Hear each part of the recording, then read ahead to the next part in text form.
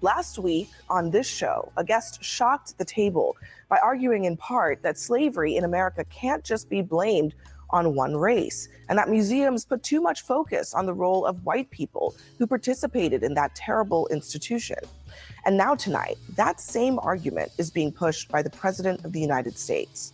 Donald Trump says that one of the reasons for his crackdown on Smithsonian museums is, quote, everything discussed is how bad slavery was. What we try to do on this program is create a platform for discussion and debate that reflects the very real differences that exist in this country. It's what echo chambers in our society fail to do, frankly. But on this topic, it's important to say objectively, slavery was indeed bad. It was evil, the nation's original sin. And it is impossible to understand the true history of this country without fully grappling with slavery's impact. Simply because of their birthplace and the color of their skin, the bodies and spirits of Black men, women, and children were exploited for profit and power. They were forced onto ships, bound by shackles and collars that ripped off their skin. One older man described it as iron entering our souls. Some chose to jump into the waters infested with sharks rather than feel that iron. Now, once they arrived on this very soil, they were forced to work by way of the whip, despite being starved, sleep-deprived, threatened, tortured, physically and psychologically. They were auctioned off, humiliated, fearful, and separated from their families and their children. Black women and girls were raped and sexually assaulted. Many were brutally murdered and mutilated. Now, this endured for decades, centuries. And even in the places where slavery was not legal, institutions from our banks to universities were built on enslaved labor in both the North and in the South. And for many of the white Americans who did not personally own slaves, they benefited from a caste system that concentrated wealth and political power in their hands. So when we acknowledge the existence of Black people who operated George Washington's Mount Vernon or the Black hands that built the White House, we are acknowledging the existence, the perseverance, and the contributions of the souls that white supremacy sought to erase. Those people built families, they developed a culture, they were the keepers of the faith, cultivators of community.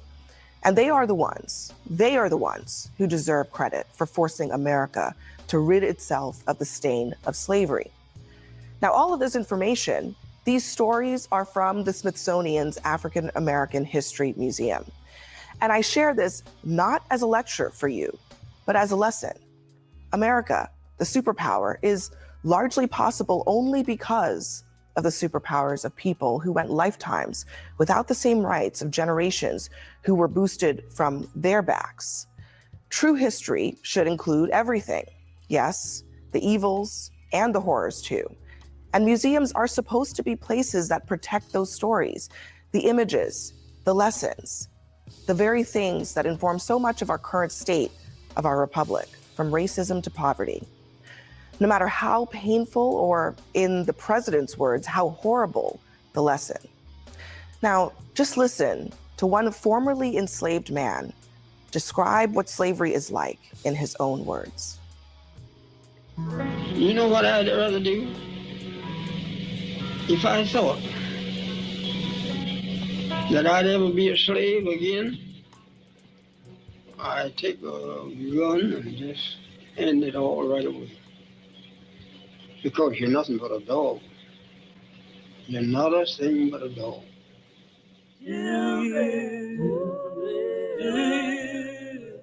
We are here in the studio with our panel, Leah Wright-Rigueur. I was actually surprised to see President Trump basically saying the quiet part out loud, that this review of the Smithsonian is not about even just something vague about reviewing history to make sure that it's fair. He wants to make it so that it talks less about slavery. Good afternoon, everyone. Welcome to Stanley versus the World. This is a pop-up show, and I have been contemplating the horrors of Whiteshades talking about shit they don't know. They don't even know their own history, and then their little minions, the Black Shades, are just going yassa boss, yassa boss. So I've decided to do a pop-up show. Now, by the way, Dr. Rigueur wrote a book that I've talked about on this show before called oh my goodness. She wrote a book about Black Republicans. And last I checked, she was kind of a Republican. So it is very, I know what it's called. The Loneliness of the Black Republican. Even Black Republicans, even Black conservatives have to concede that slavery in America was bad. And I just wanted to point out Leah Rigueur. What does that say to you? Well, I think it's an effort. It's part of a larger effort to both stainwash and whitewash American history and essentially erase all of the parts. And now, this woman is a Republican, by the way. That make President Trump uncomfortable, that feel distasteful, that are a reflection of the actual real and horrific parts of our history. And I find it a little ironic. You know, earlier today, as I was listening to some of the commentary, my first thought was, wait a second. I wonder if the president has actually ever visited any of the Smithsonian museums. And then I remembered that in 2017, he actually took a tour of the National Museum of African American History and Culture. Let me just play actually what he said during that tour. Listen to this. I had the privilege of visiting the National Museum of African American History and Culture right here in Washington, D.C. It's a new, beautiful Smithsonian museum that serves as a shining example of African Americans' incredible contributions to our culture, society, and our history. It also tells of the great struggle for freedom and equality that prevailed against the sins of slavery and the injustice of discrimination.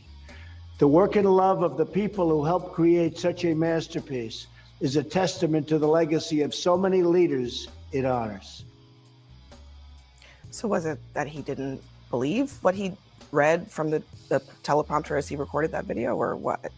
You know, I'm really struggling to understand in a lot of ways. No, Donald Trump, whether we want to believe it or not, is a politician. He is literally, new administration, new attitude. I will talk a little bit more about the civil rights stuff. Donald Trump is the same person he was when he visited the museum. He was just doing politics. Politicians tend to be performative, and Donald Trump is a politician plus.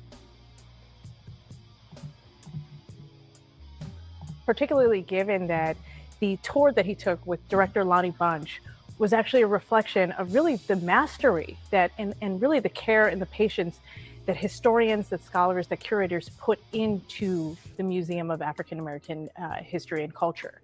It is not just about the horrors of slavery, although it tells that very important story. It actually follows this really brilliant model where you move through the museum and it tells the story not just of enslaved Americans in America, but also of the resilience, of the triumph. And in doing so, it tells a story that is very much about democracy and about a quest for democracy and the way that Americans both built this country, but also the story and the narrative of like a truly American experience.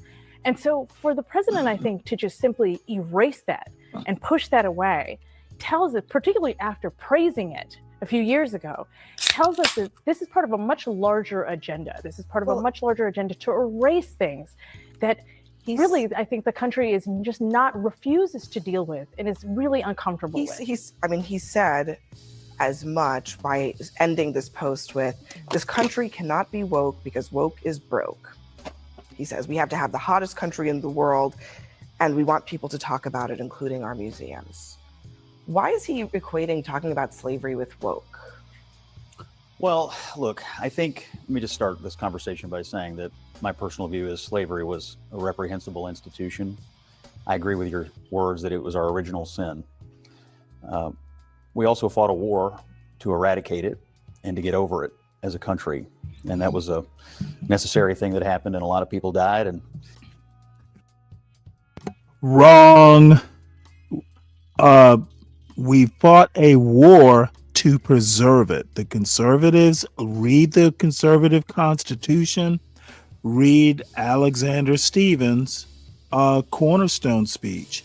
The South, the Confederates, were fighting. They seceded to preserve states' rights, and they had a right to their property. Okay, we did not fight a war to eradicate it. Where the fuck is a man his age? So apparently he's been miseducated too. Read a book, Scott. Read a book. we did eradicate it, and that's a good thing. I think what he's asking is... No.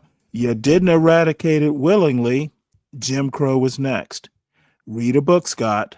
Read a book. In our museums, what defines us? Are we going to be defined by the worst moment? No, the worst we're going to be defined. We're going to be defined by understanding that patriotic education is bullshit. It literally wants to accentuate the positive and ignore the negative. Mistake we ever made? Or are we going to be defined by what we've done? It wasn't a mistake, Scott. It was on purpose, Scott. Read the Constitution, then read a book. Moving forward to get over it and to become the greatest nation on the earth. My belief is that he wants to look at these museums, not because he wants to do away with the idea that slavery occurred, but that he wants to ask a very simple question. Are we going to present ourselves as being exceptional or not? And I think... Well, let me tell you a little story about exceptionalism. All these far-right dumbasses, including Thomas Sowell, want to say everybody in the club had slavery. If we did what everyone else did, as far as slavery goes, we are not exceptional. Deal with it. Read the Constitution, read a book, and then fucking stop being so faux pious. He believes there is an effort by some to continue to try to define us from our worst moment instead of to try to focus and define us based on our best moments, which started when we... Yeah. Define everyone from their best moment, and you don't have human beings. Simply stupid. I wish I were on that panel. Hopefully Bakari Sellers has a better idea. Eradicated slavery and began to move forward as the light of the world. And but so that's what I think. Museums, that's what makes us an exceptional nation, is because they tell the history and the story of our country. And therefore, these horrible, horrific moments in our history, the original sin, as Abby talked about, when it comes to slavery, has, we of course did eradicate it, but look where we've come today. And I think those museums, like to your point, make America exceptional. And in museums all around the world that document atrocities, whether it be, from Nazi Germany to... God help us from stupid Whiteshades and far-right MAGA. They get it wrong, and they are digging a hole. We will be exceptional when we do a little bit of self-reflecting and understand that it's not the end of the world that we had slavery, but stop acting like it was okay, everybody else did it. Eradicating slavery here in the United States, you have to learn the lessons of the past, and to deny it is to defend it. I don't think he's denying it. And Bachi may want to comment on this as well, but I think what he wants to ask is a simple question. As we present our history, are we spending most of our time focused on something terrible?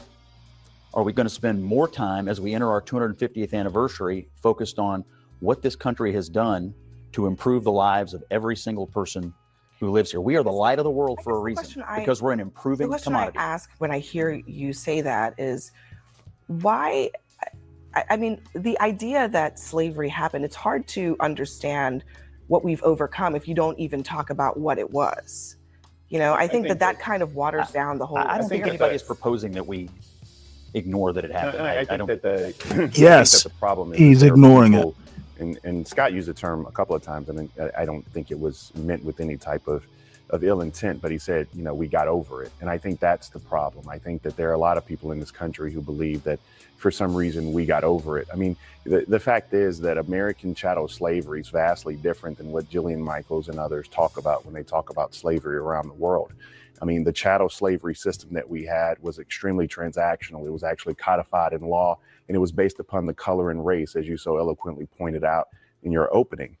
And so not only when you think about that portion of where we are, 26 of our first 30 Supreme Court justices owned slaves.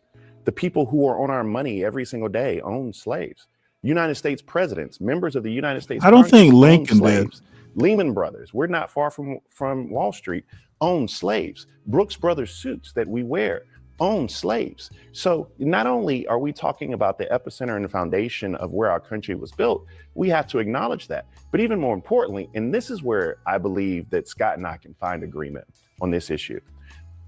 I mean, Breon and Megan Walker, two of my best friends in the world. Their dad was the first African-American SGA president at the University of South Carolina, right? He was an exec at IBM, but he was one of the first, right? We're still talking about first that emerged and stood on those shoulders. I tell the story often about my mom and dad. My mom helped desegregate high schools. In Hamilton High School in Memphis, Tennessee, my dad shot in the Orangeburg Massacre. This is a part of my story. This isn't some faint, distant history. And so the reason I bring that up is because I think that American exceptionalism talks about the fact that Black folk enslaved folk help build this country for what it is. They built Washington, D.C., but all of us are around this table. Abby, myself, all of us, not just Abby and myself, all of us are around this table because of the sacrifices and the blood and the sweat and the tears these people poured in. I also come back to why the focus so much on slavery when it comes to rewriting history. There's a lot of history that it's in these museums, but he's focused on one thing, and that is that there's too much slavery being mentioned in the United States of America. That's very odd, Batya, honestly. So I want to start by saying I actually agree with everything that's been said, and I loved your opening. And so I offer these comments very humbly because it's an honor to be. She's about to blow it out of the water. And I think we all understand she that, will and fail. we are all looking for the common ground here. She tends to be what I'm about awful. to say, I don't mean in any way to negate that tone, but starting around 2011, 2012, sociologists started to notice a shift in white liberal opinion polling to where white progressives became more extreme in their views on race than Black and Hispanic Americans. And they called this the sociology. How can someone with that awful hair be so stupid? Is she getting it wrong? Left progressives, white progressives, I assume she makes that synonymous with left progressives. They literally only want, well, they're class essentialist. They don't want to talk about race. The left progressives, the white progressives, shat upon the 1619 Project, just like the far right and the right in general did. She's wrong. She's not getting her facts right. Somebody needs to shut her up now. Too bad she's not on my panel so I could shut her up. Sociologists did, called it the Great Awakening. And when they postulated, where did this come from? Why did white progressives suddenly start obsessing over race in a way that was actually far to the left of where Hispanic and Black Americans were on this issue? They found that the dumb fuck far left doesn't do race, they do class. What Batya is actually fairly smart. What the fuck is she doing? She's literally wrong on the facts. And I wish somebody up there could call her on it. media had shifted radically how it talked about these issues. So, for example, in 2010, the words white supremacy were mentioned 75 times in the Washington Post and the New York Times. But the media is different from museums. In 2020, the words white supremacy were mentioned 700 times in the Washington Post and the New York Times and 2,400 times in NPR. The word racism, 4,000 times in 2020. The words white and racial. Now, see, Bacha wants to talk social media and culture. The New York Times is not history, it is media. Again, horrible argument. I wish I was there to tell her, don't color your hair. Her hair is probably all gray and silver by now. It is a horrible color job. You look like you got a crack in your head. I wish I were there to do ad hominems. Privilege from 2013 to 2019 grew by 1,500% in the New York Times and the Washington Post, and the word slavery itself exponentially skyrocketed as a percentage of words. I'm offering this only to suggest. I understand. I'm just wondering what do you think is the problem with talking about slavery, white supremacy, racism, etc.? So the point I'm trying to make here is that liberals will say, well, this is a reflection of reality. But of course it isn't. This is a reflection of a newfound obsession that was driven by the media. Well, and that doesn't reflect either the moral evil of these things or the historical accuracy. I do want to dive into what you mean by that, because you say that you don't think it's a reflection of reality. Based on what? Well, slavery, based on the idea that those things don't exist, that white supremacy doesn't exist, racism doesn't exist, that we shouldn't be talking about it anymore? Based on the idea, obviously all these things I think are evil, but there's not more slavery now to the tune of but I think part of the problem. 1,500%. This woman is literally. Second, Bakari. Part of the oh my problem God, is that this woman is a problem. Bacha, what are you doing? You're smarter than that. 60s, even beyond that, when there was actual Jim Crow happening in this country, people were actually treating Black people as second-class citizens. We weren't talking about those things at all. But in those words were virtually never mentioned. Abby, you don't so is that better? Was it better then, or was it worse? You don't think that 2013 is the same as the 1960s, But you're missing, respectfully, and I've had this debate many times. Do you times. really think that there's as big a difference between the 1960s and I don't. That's not my point. Yeah, Bacha's an agent in present day. Or the lack of the use of the language back when racism was apparent every single day in the streets of America doesn't reflect really anything except perhaps a better awareness of the reality that we live in as a country. That's not the point. Do you think the country was more racist in 2013? That's not the point. I didn't say anything about whether the country was more racist the point now. Is we're missing the forest for the trees. Because what you have to realize is that the remnants of slavery Buck, respectfully, do an ad hominem, Bakari. Were enforced by ad hominem. Police. What you're talking about in Jim Crow, what you're talking about in the civil rights movement, those fights, they weren't even 20, 30, 40, 50 years ago when you talk about George Elmore. I need to get on these so that CNN African Americans could vote in the primary system. When you talk about Harry and Eliza Briggs, who actually were the foundation for Brown versus the Board of Education. When you're talking about Sarah Mae Fleming, who sat down on a bus before Rosa Parks, you're talking about the foundation of where we are today. And you see those remnants of injustice even as we sit here today. You have a quarter of shame in South Carolina. Scott just was in South Carolina along the I-95 corridor where Black and brown kids go to school. Their heating and air don't work. You have hospitals that are shut down. You have redlining that affect Black people today. You have no. Ad hominem her. Which wasn't allocating funds to Black people. It. So yes, although you might want to say, and one of the most amazing things about Barack Obama was that we believed we were in this post-racial society. We are not. And so my point to you is that every ounce of change that we've ever had in this country has been because Black blood flowed through the streets. You don't have the 64-65 Voting Rights Act without the Edmund Pettus Bridge. You don't have the Voting Rights Act. You don't have Fair Housing Act without King being assassinated. We don't even take the Confederate flag down without Bakari's a lawyer, by the way. Right? We don't talk about criminal. Bakari's actually a lawyer, and I could take that argument and just embarrass him with it. Stop the motherfucking sobbing. This silly white woman is only going to understand how her bad argument was, or how bad her argument was. And then, you know what? The harm. See, stop talking about motherfucking slavery and start talking about Jim Crow. Slavery was over. They fought a war. Motherfucker, explain goddamn Jim Crow. Why the fuck is Bakari Sellers and all these people explain Jim Crow? They can't. And people like Donald Trump, people like Batya, who was actually a nice woman, by the way. These motherfuckers can't explain Jim Crow. They literally, slavery is the bait and switch. America needs to explain Jim Crow, and the fuckers can't do it. The fuckers like the Whiteshades. Slavery's over.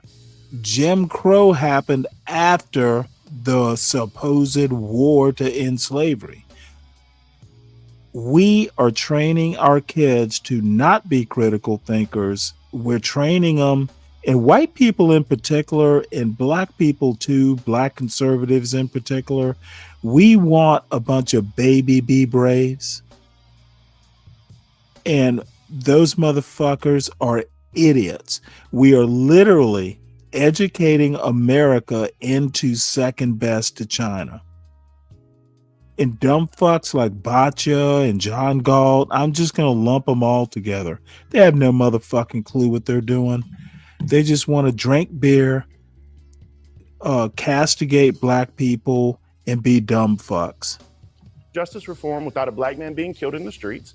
And so when we are articulating our views to you about the remnants thereof, I understand your point that we are not shackled or in bondage like we were in slavery. However, we have never deconstructed the remnants, which still affect us today. Fuck the deconstructing. How about, why can't people just go for the jugular? You win fucking arguments if you ask why Jim Crow existed. You want to talk about white supremacy? Stop talking about slavery. Ask why we went. Why do we do a compromise of 1877? These white people don't even fucking know what the compromise of 1877 is. White supremacy, in my opinion, was energized with the compromise of 1877. I guarantee you, and we've gone 18 minutes through 23 minutes. No one has talked about Jim Crow yet. Jim Crow is literally how you win these arguments, because Whiteshades can't explain why it happened after slavery ended.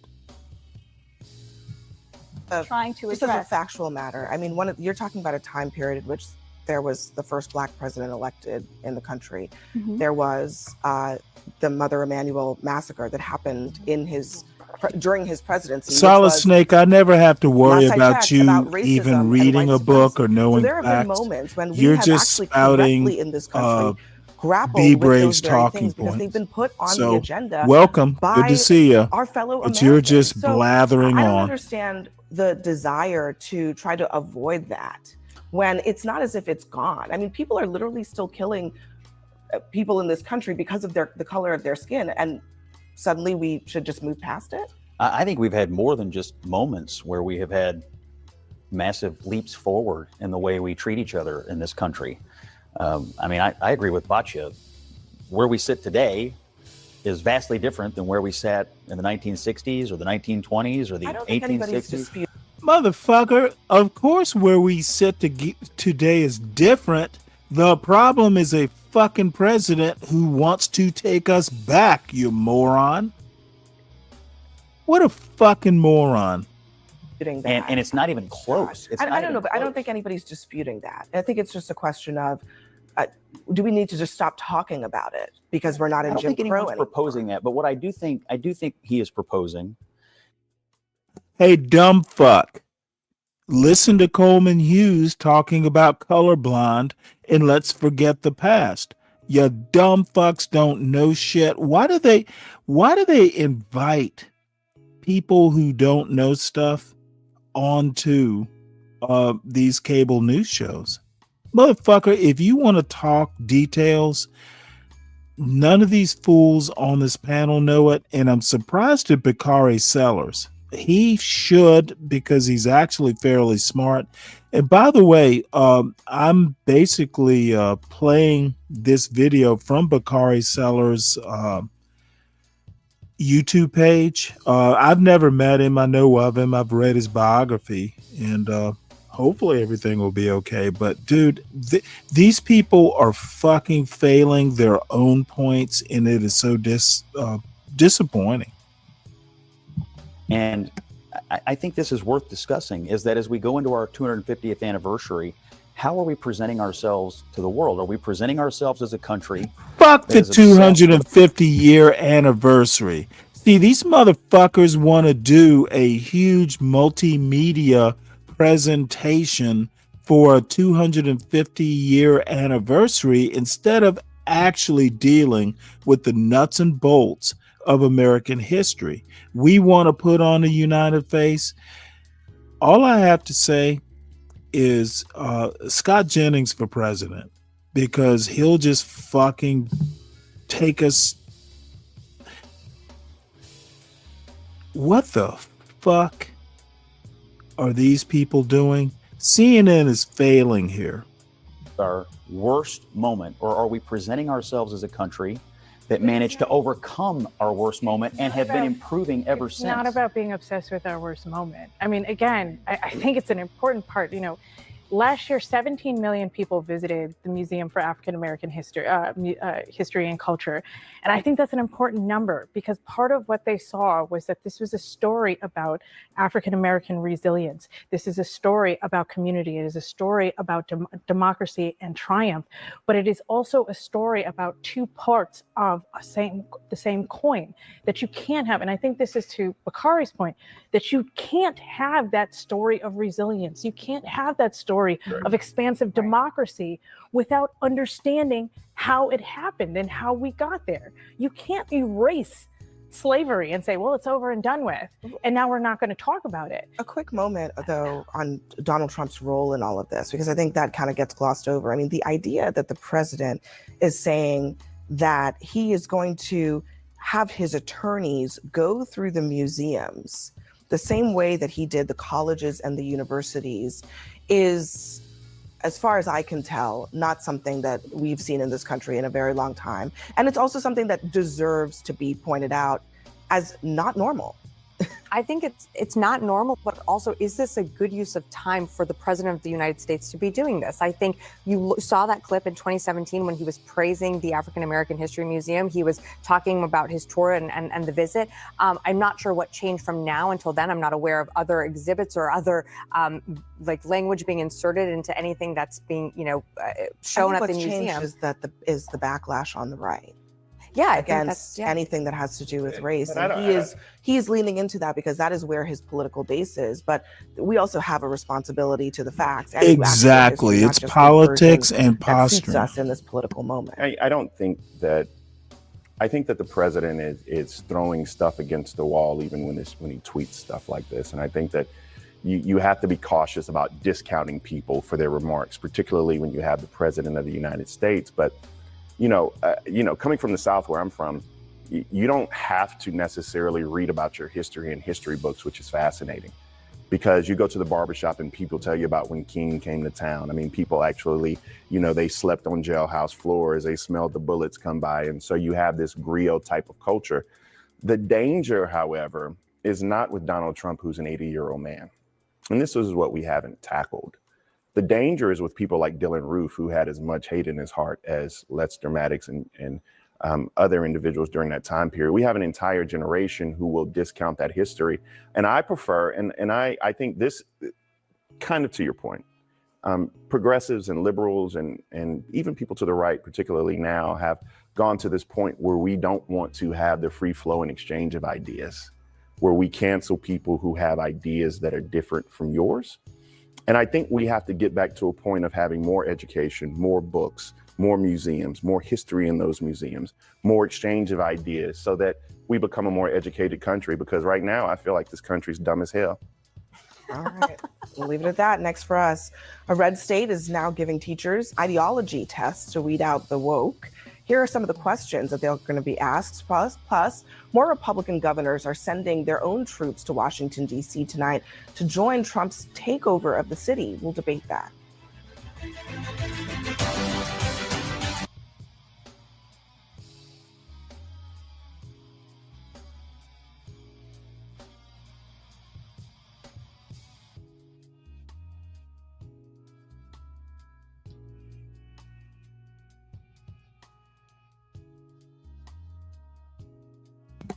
Sorry about that, folks. Let's move on to the next dumb thing. And I will be right back. But let's play this. Let's treat this as an education for Chris M. Oops. There we go.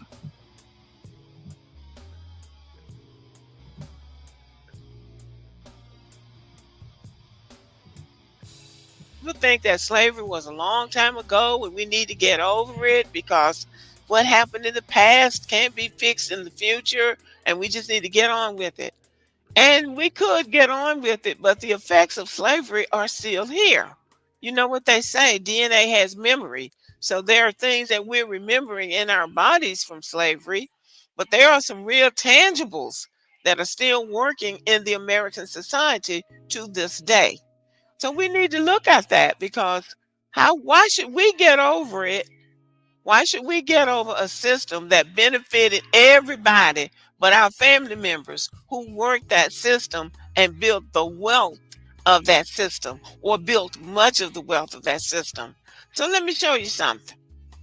I posted a video about how slave money never left, and a lot of y'all were asking, well, who's still benefiting? Okay, so let's start with this. A whole lineup of people that are running this country are living off of wealth built on slavery. Not metaphorically, not spiritually. I'm talking actual descendants of enslavers writing laws, cutting checks, and holding office. And we're gonna name them. Some of them, anyway. So let's get into it.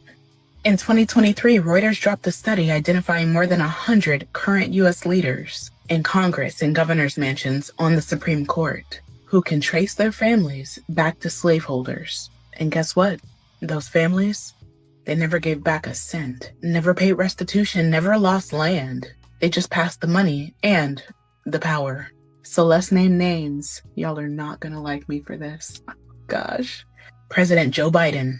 His mother's side goes back to enslavers. Supreme Court Justices Amy Coney Barrett and Neil Gorsuch. Yeah, they descended from enslavers too. Mitch McConnell, Lindsey Graham, Tom Cotton, Nancy Mace, James Lankford. All senators, all tied to slavery through family. Even Michigan's Gary Peters and Debbie Stabenow have that lineage. But you don't see them addressing it, do you? And before you ask, no, Trump is not on this list. His people got here after slavery ended. But don't get it twisted, he is still knee-deep in white supremacy. Asa Hutchinson and Doug Burgum, both 2024 GOP presidential candidates, also have documented enslaver ancestors. Do you think they're passing policies without that legacy baked in? And here's the real kicker. A PLOS One study showed that lawmakers whose families enslaved 16 or more people have a median net worth of nearly $4 million higher than their colleagues who don't have that lineage. Even when you adjust for age, education, and race. That's not a coincidence, that's inheritance. That's power passed down while Black folks were handed nothing but freedom in a world that was rigged against them. Professor Henry Louis Gates said it best. We do not inherit guilt for our ancestors' actions, but we do inherit the legacies. So ask yourself, why do we keep pretending that the past is the past when it's sitting in the Senate, the Supreme Court, and the governor's mansions? Their family names are still on bank accounts, endowments, and legislation, and most of them haven't said a word. This isn't about blame, it's about truth. Because if we don't name the power, we can't challenge the system that protects it. So now we see why we can't get any legislation passed to address slavery and reparations and the damage that was done to Black families because of slavery. Because they've convinced themselves, or they have hypnotized the public into believing that it was so long ago and there's nobody alive today that was a slave or that owned slaves. Well, they're right about that because it did end over 160 something years ago. But the reality, I'm going to have to admit this is a very sloppy video on the history. So, Lady Boulay, I love you, but you're not doing us any favors with this kind of sloppiness. I guarantee you Barack Obama and a lot of black people have ties back to slavery. Very sloppy, unimpressive. is that money is still here. And she just named public officials. But there are people who are just walking around regular who still have land that was taken during those days and paid for by slave labor. As a matter of fact, a few years ago, one of my coworkers and her husband were trying to buy a house in an affluent area and they didn't have all of the down payment money. Well, she sold land that had been in her family since the slavery days and got the money to make the down payment on that house. So that slave money is still working. And not only that, some of these companies that we do business with today, they just seem like, Fortune 500 companies. But guess what? Many of those companies began during the slavery days. And those families are still reaping the benefits of that slave labor because that slave labor is what paid for whatever it is they brought into the 21st century. And this is a very short list. There's a whole lot of them. The wealth of this country was built on the backs of the enslaved people. Let us not forget that. Now, everybody, let's look at 15 elite colleges that owe their foundations to enslaved labor. Number 1, Harvard University. Number 2, Yale University. Number 3, Princeton University. Number 4, Brown University. Number 5, Columbia University. Number 6, the University of Pennsylvania. Number 7, Georgetown University. Number 8, Dartmouth College. Number 9, University of Virginia. Number 10, Williams College. Number 11, Rutgers University. Number 12, University of North Carolina at Chapel Hill. Number 13, Johns Hopkins University. Number 14, University of South Carolina. And number 15, University of Georgia. Now, these are just the elite schools, but you can throw in the University of Alabama, University of Tennessee, University of Arkansas, University of Texas, any of these southern universities, and you know that they were built by enslaved people. As a matter of fact, probably all of them. We know that the southern universities and these elite schools that are not even in the South were built on the backs of the enslaved people. These schools are still making money. Harvard University has probably about Harvard University has about a $54 billion endowment, which is their financial assets. So these schools are still making money off of slave labor. Still making money off slave labor. And not only that, making it difficult to impossible for the descendants of slavery to even get into these schools. Now let's talk about the presidential mansions that were built and paid for by the enslaved people. The White House is the most prominent example of a presidential mansion built with enslaved labor. Construction began in 1792, and although the original plan was to hire European workers, the effort fell short. Surprise, surprise. As a result, enslaved Africans were forced to provide the bulk of the labor. They quarried stone, sawed logs, and performed skills like carpentry, masonry, and painting. So this is not picking cotton, y'all. This is sophisticated construction work. Enslaved workers were often rented from their owners, and records. Well, this morning, the topic of who built the White House came up, and SKC and and Ryan were just fucking just. I'm surprised when SKC doesn't know shit, but Ryan basically assumed, and I think SKC did, that because I think it was actually SKC who pointed out that all the slaves that were labor on the White House were unskilled. Y'all are just fucking dumb. You don't know shit, but you feel like making political points. I did point out to SKC that you do know that if you are to believe Governor DeSantis, slaves learned skills. They were carpenters, they were blacksmiths, they were skilled. And I'm sure there were laborers there too. These far right fucking black mental weaklings really don't know shit. I literally think that Be Brave is the smartest black man I know. Records from 1795 list 5 enslaved men who were directly involved in building the White House. Beyond construction, slave labor was also used during the presidencies of Jefferson, Madison, Monroe, Jackson, Tyler, Polk, and Taylor, and beyond. Black people are still working in the White House. Enslaved individuals lived and worked in the mansion, serving as household staff and personal attendants. The United States Capitol, another iconic government building, was also built with enslaved labor. Between 1795 and 1801, hundreds of payments were made to slave owners for the labor of enslaved people who performed both grueling and skilled work. Please note that somebody was paid, but not the enslaved people. These facts underscore the deep entanglement of slavery with the foundations of American political power. The legacy of slave labor continues to shape and benefit the United States in indirect but powerful ways, especially through systemic structures and economic foundations that were built during slavery and persist today. American capitalism was built on the backs of enslaved people.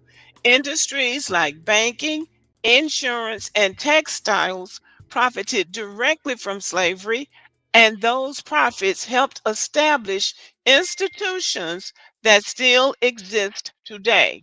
White families and communities often inherited wealth, land, and social capital that originated from slavery.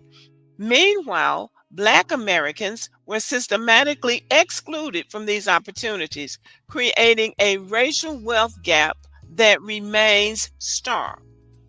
Slavery's legacy contributed to segregated schools and neighborhoods. These disparities were reinforced by policies like redlining and unequal school funding, which continues to benefit predominantly white communities. Areas with high slave populations historically suppressed Black political participation. That suppression has had long term effects on voting patterns, representation, and political priorities. So, y'all, I could go on and on and on, but I'm going to stop here. I'm going to leave it here. So, this is how slavery, slave labor, and slave money is still working in America today. But it is. I'm going to have to say she's right with the overall point. The details are sloppy. So we're going to move on to Reverend Corbett. The Civil Rights Act for crime. Because he has a point. You heard it right. MAGA blames the Civil Rights Act for Black crime. Let me say it again. MAGA, through Charlie Kirk, so we got more of Charlie Kirk, blames the Civil Rights Act for Black crime. That is utterly dumb. But there's a reason they're doing it. So I'm going to play a clip for you, and you're going to hear it for yourself. These folks are desperate. This is desperate white supremacy. And again, you cannot dismiss Charlie Kirk. Think about, for example, Stephen Miller. He's the guy behind the scenes who thinks up all of this immigration stuff, right? He's the one behind the scenes pushing it. We see Trump's face, but it's really Stephen Miller who is behind the scenes pushing everything and making everything happen. Hey, family, do you believe in the work we're doing? Does our content speak to you?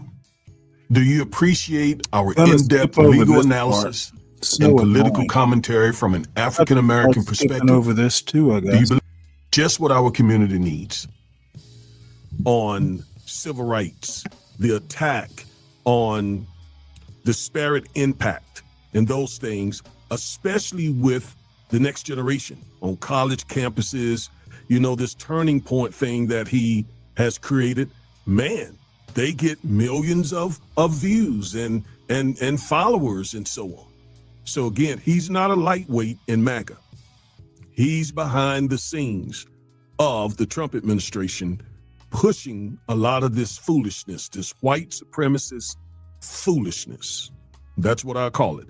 And he's now getting a voice in white circles. He is guest now on the Trinity Broadcasting Network, TBN, that goes out to millions of people across the country. And unfortunately, a lot of black people are still supporting TBN as they push MAGA and Trumpism and so forth. All right, so let's get into this. Now, before I get into it, I have a couple of announcements to make.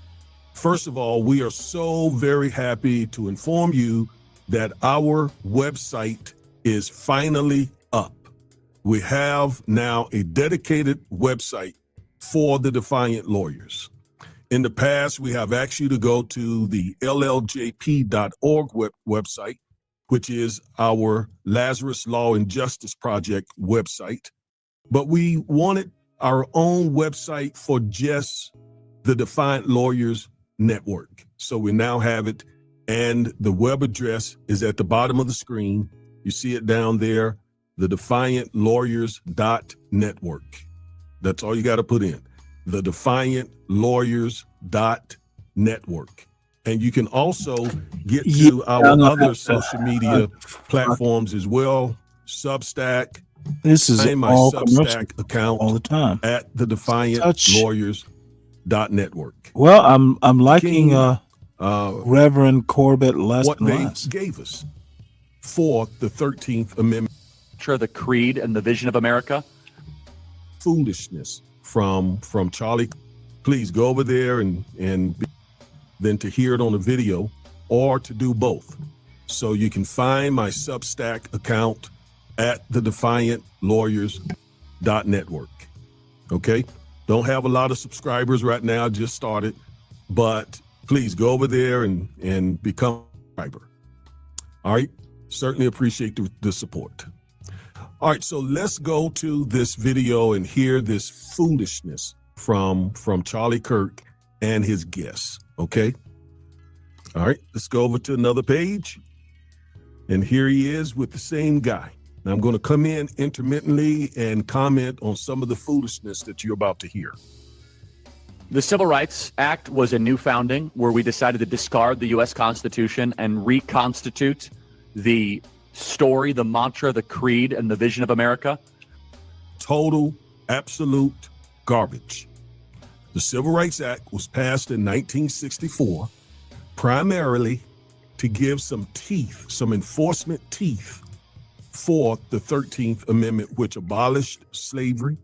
It also gives teeth to the 14th Amendment, which gave us citizenship rights, gave us due process and equal protection rights, because those constitutional amendments didn't have any language to use to enforce what they gave us.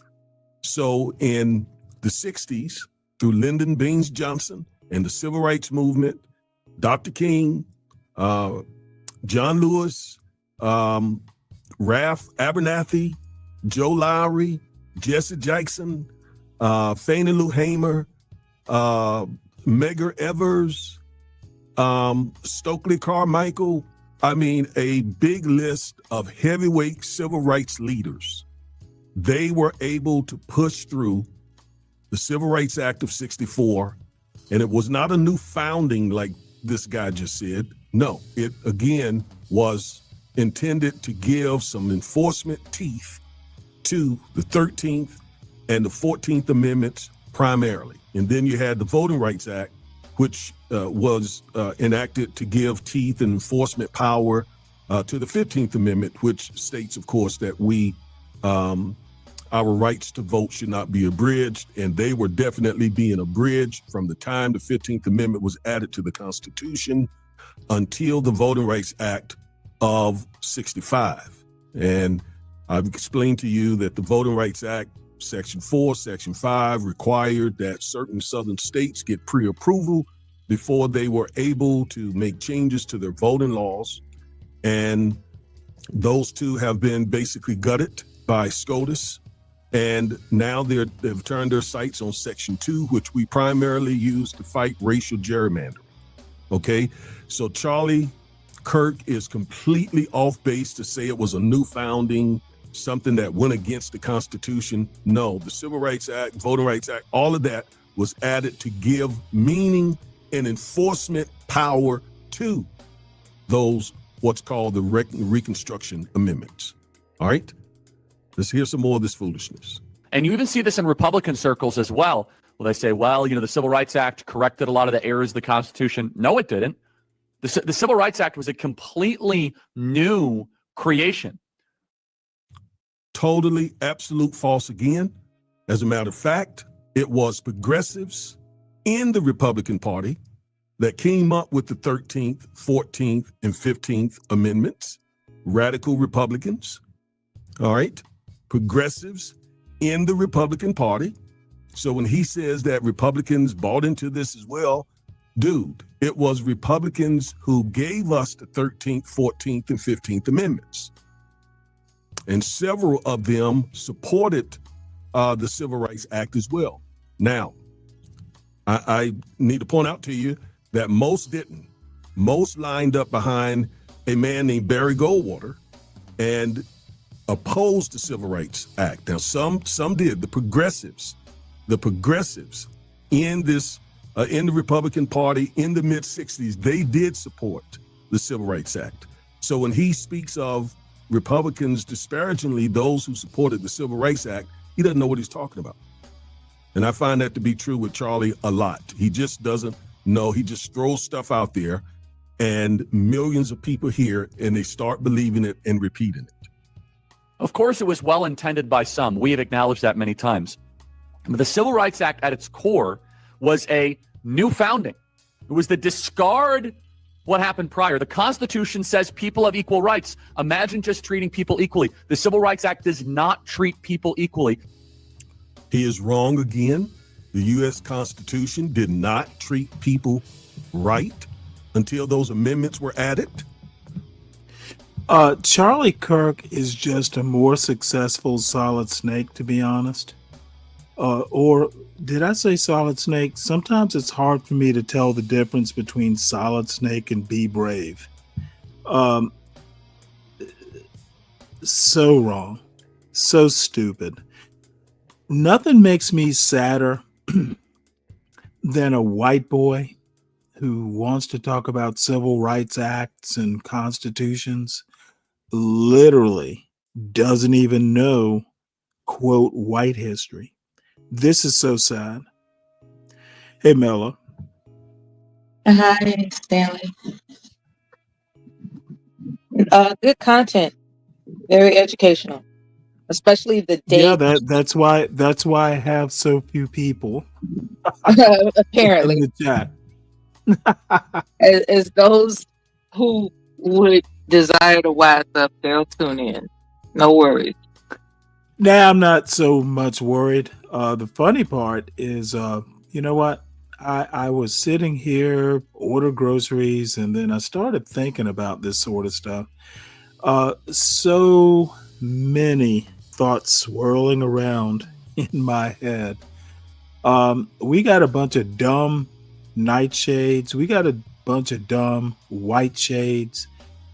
No wonder America is a mess. People don't Absolutely. know their own history. So kind of sad. Absolutely. They're talking from the hip.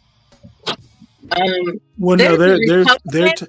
their hips are smarter than their brains.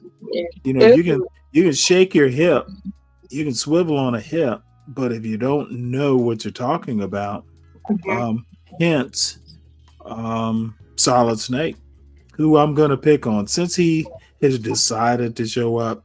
He's just going to be my whipping boy. Yeah.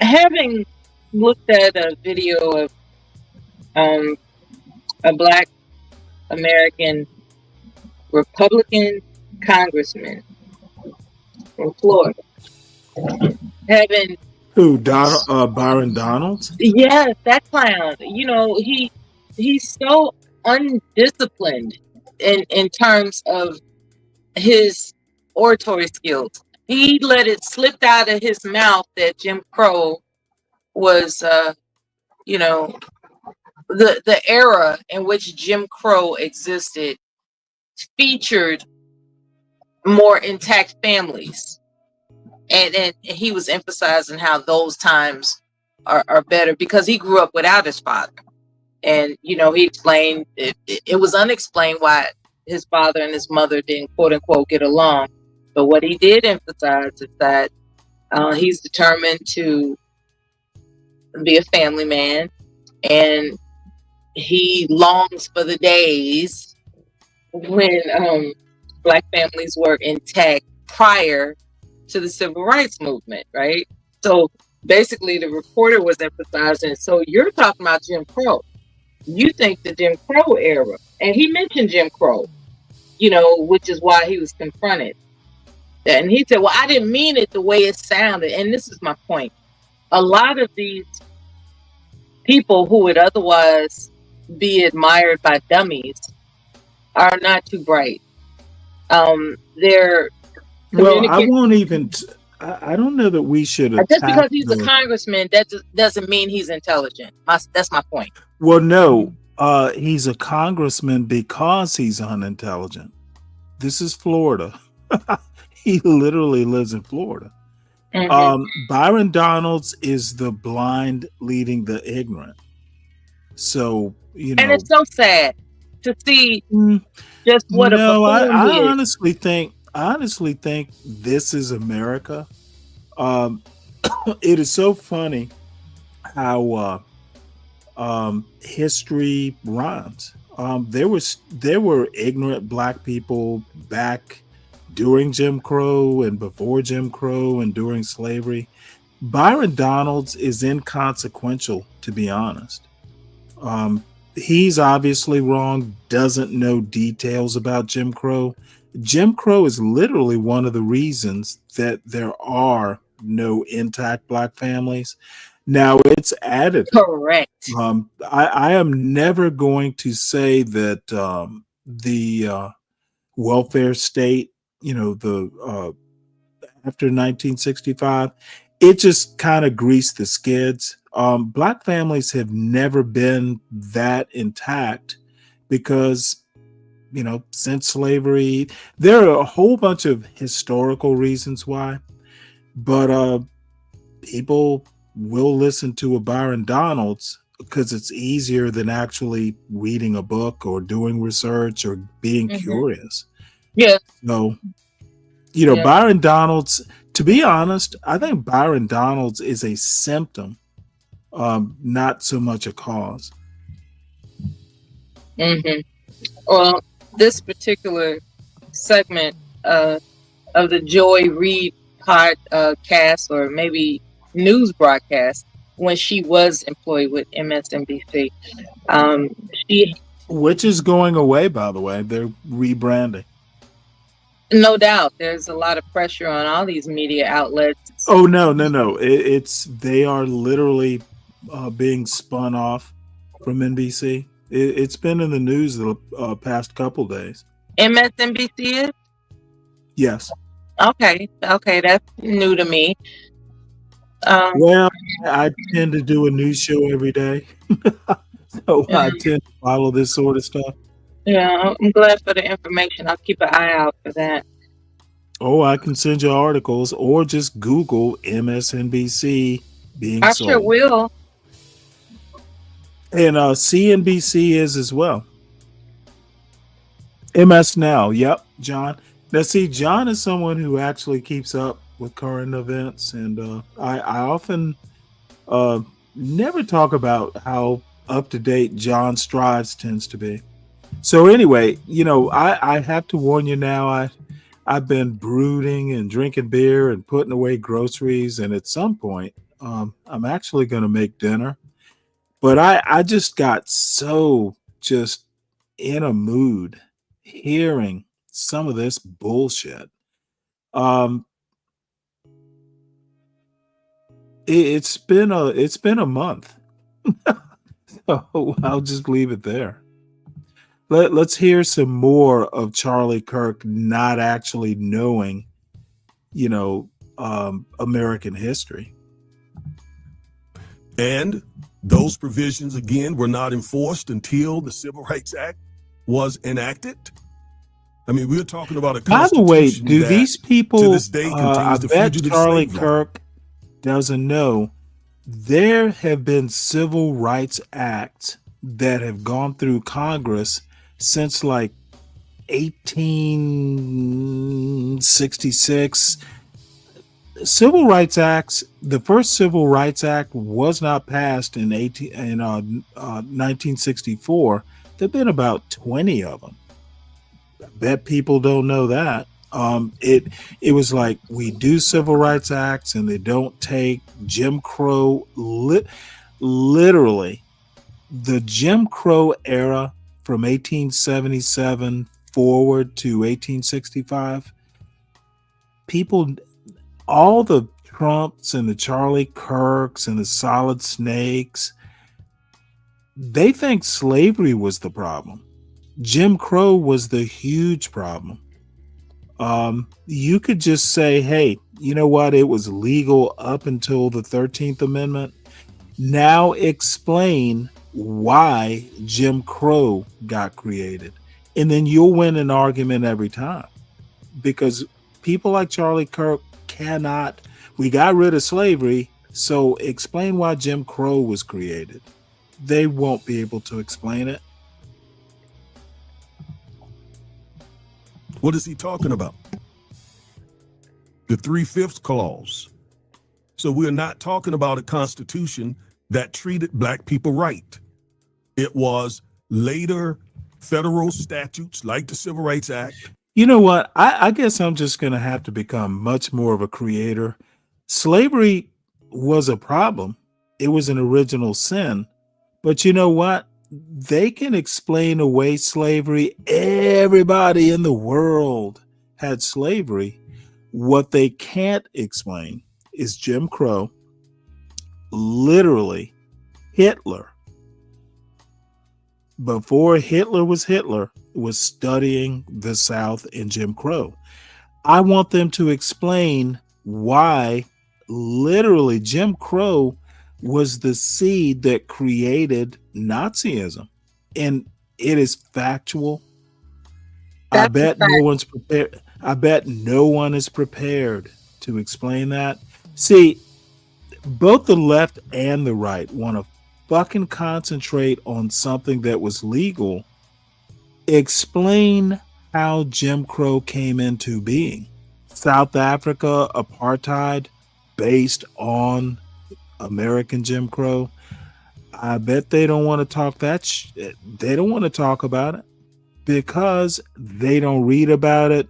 Everyone wants to concentrate on the low-hanging fruit, the more complicated stuff. People like Solid Snake and in Jim Crow John Galt. They are so sad and so ignorant. Later, Supreme Court cases that interpreted the Constitution in the right way, that gave us rights or protected those rights. So this, again, he's just wrong on so many levels. And I know, because I'm a civil rights lawyer, I know he is just completely putting a narrative out there. And I'll explain why in just a moment, because he knows what he's doing. Now take a look at this Because shit. the legal theory. And you know what? I really do have to follow some advice and not look at the chat much. This motherfucker is just showing his ignorance. This is ignorance on display. Jim Crow should not have included slaves. What the fuck are you talking about? Solid Snake, you do better in shows that don't know that you just spout shit off the top of your very drunken head. Stop it. There's a reason you don't come up to this panel, Solid Snake, and you know where the link is. It's because you know I will shut your dumb ass down. There is nothing more sad than a right-wing fucking black who doesn't know shit. You are a drone, Solid Snake. So stay in the chat and spout shit that makes no sense. And I'll stop paying attention to it. I'm paying too much attention to you now. Under the Civil Rights Act is disparate impact. And so therefore you can't arrest a bunch of criminals in DC because you might be disproportionately arresting black men, and that might be deemed as racist. Now, you see how he said that? I did a video. You remember this. I told you that they were going to come after disparate impact. Well, forgive me, Mella. He It's won't in Project stay long. 2025. And disparate impact is one tool that we use definitely to file civil rights cases. Because what the U.S. Supreme Court did under Chief Justice William Rehnquist was they started requiring that when you file a lawsuit alleging that someone discriminated against you based on race, you had to prove that it was intentional racial discrimination. Well, that's like peeping into the heart of somebody and showing what they were intending to do. Or it required that you catch them or film them or video or tape them, record them saying the N-word or something else that is overtly racist. Well, quite often these racists, these white supremacists, they know not to say things like that. Besides that, much of the racism that we deal with today is systemic racism. It's in the systems. It's in the policies, the patterns, the practices of corporations, of police departments, of banks, of mortgage companies, and so on. You never see the racism with your. Do you really want to pause? Yeah. I got a rebuttal against that because I think that's exactly what we're talking about. See, we have a lack of accountability within the black community, Stanley. And you fail to realize that. You want to blame the justice system. I blame the justice system also. But where you Hey, dumb fuck, you can be silent now. I have lit. No. This isn't John Galtland. Okay, this isn't the black man who names himself for a white character because it'll attract white people, white males to come watch his shit. Motherfucker, Stanley Cross is my real name. I don't pretend to be some fake Ayn Rand character. Solid Snake, you can always scurry back to your hole on the Be Brave channel or the John Galt channel. Motherfucker, I'm an independent channel now, and I demand you know what the fuck you're talking about. And if you don't, just say, teach me, or just shut the fuck up and listen. I'm not doing the dumb shit here. It's a different channel. I'm accountable to no one. Speak what you know. And if you don't know, and I tell you you don't know, shut the fuck up and listen to be taught.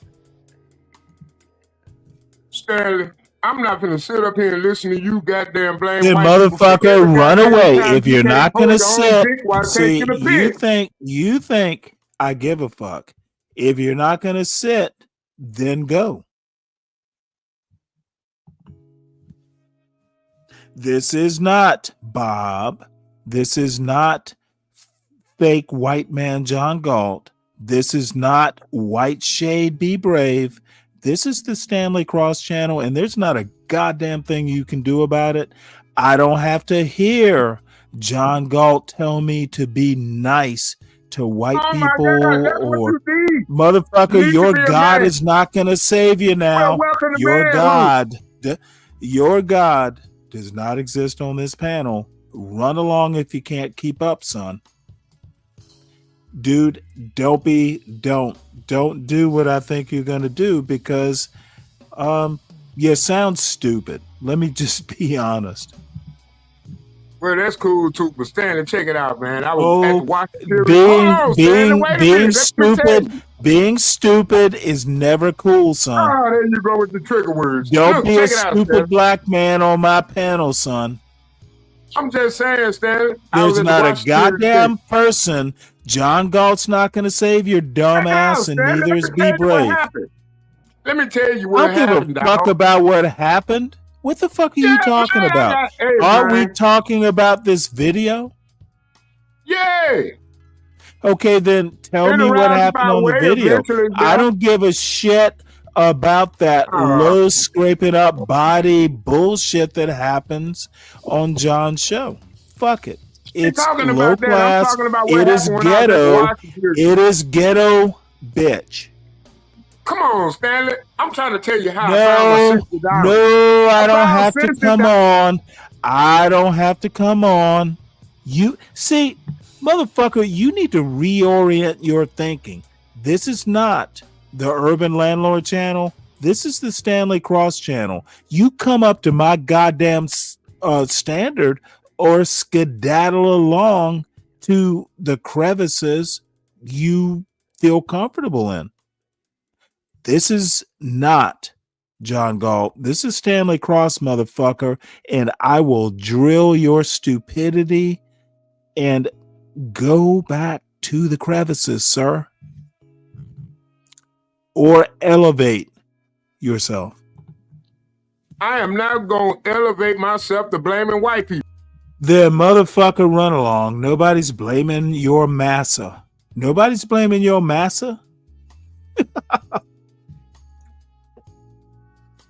It's sad to see a black man be embarrassed of a white man like this, Stanley. You don't understand how embarrassing that is. It is so sad. It is embarrassing, Stanley, for you to It is so sad to hear a drunken failure of a black man try to act like he has a brain. You failed on your own, bitch. God hit my Cash App, nigga. Fuck you. Motherfucker, you go to put your Cash App in the chat and maybe you can have donations from there. This is not John. This is not the Urban bitch. First thing you're going to learn is some respect for your elders. Second thing you're going to learn is nobody gives a fuck about your Cash App. If you want cash, put it in the goddamn chat.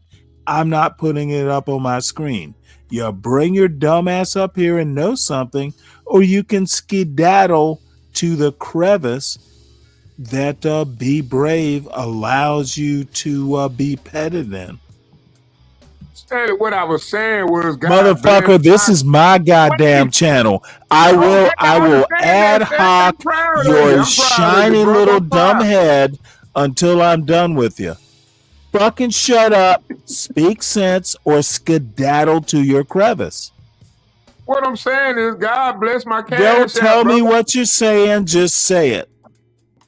That's what I'm trying to say.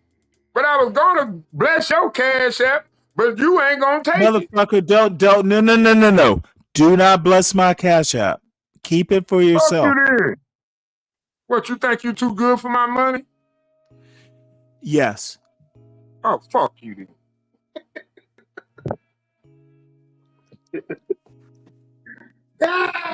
You need your money more than I do. So I think we're just gonna finish up listening to this. Motherfucker, you need to understand John Galt is not here to protect your dumb ass or take up for you. You're talking to a real black man, not a No, you fake ain't. white man. No, you ain't. Motherfucker, no motherfucker, you better learn respect real goddamn quick. Well, let's play a game of Real. spades right now. No, motherfucker, do not overtalk. I'm Better done whip your ass in the game with of the spades. John Galt. I'm done with the John Galt Frankenstein's monster, Oh, so you finally motherfucker. grew some legs. I have a question. Bitch, I always can you please, ma'am, and let me finish up with this failure of a black man. I The bitch, understand that I'm in. that Were bitch you of a gonna black take up man. for it? Okay. No, failure of a black man. Go I ahead, swear, Solid Snake. niggas take y'all No, degeneracy to every motherfucker, don't platform. swear on my goddamn channel. I'm speaking Stanley Cross's truth, not a motherfucker. Be brave, can't save your dumb ass. John, I'm not on John Galt's channel. I get to say what I want to. See, John Galt used to go, "Whoa, don't be so hard on him." Motherfucker, you're on my channel now.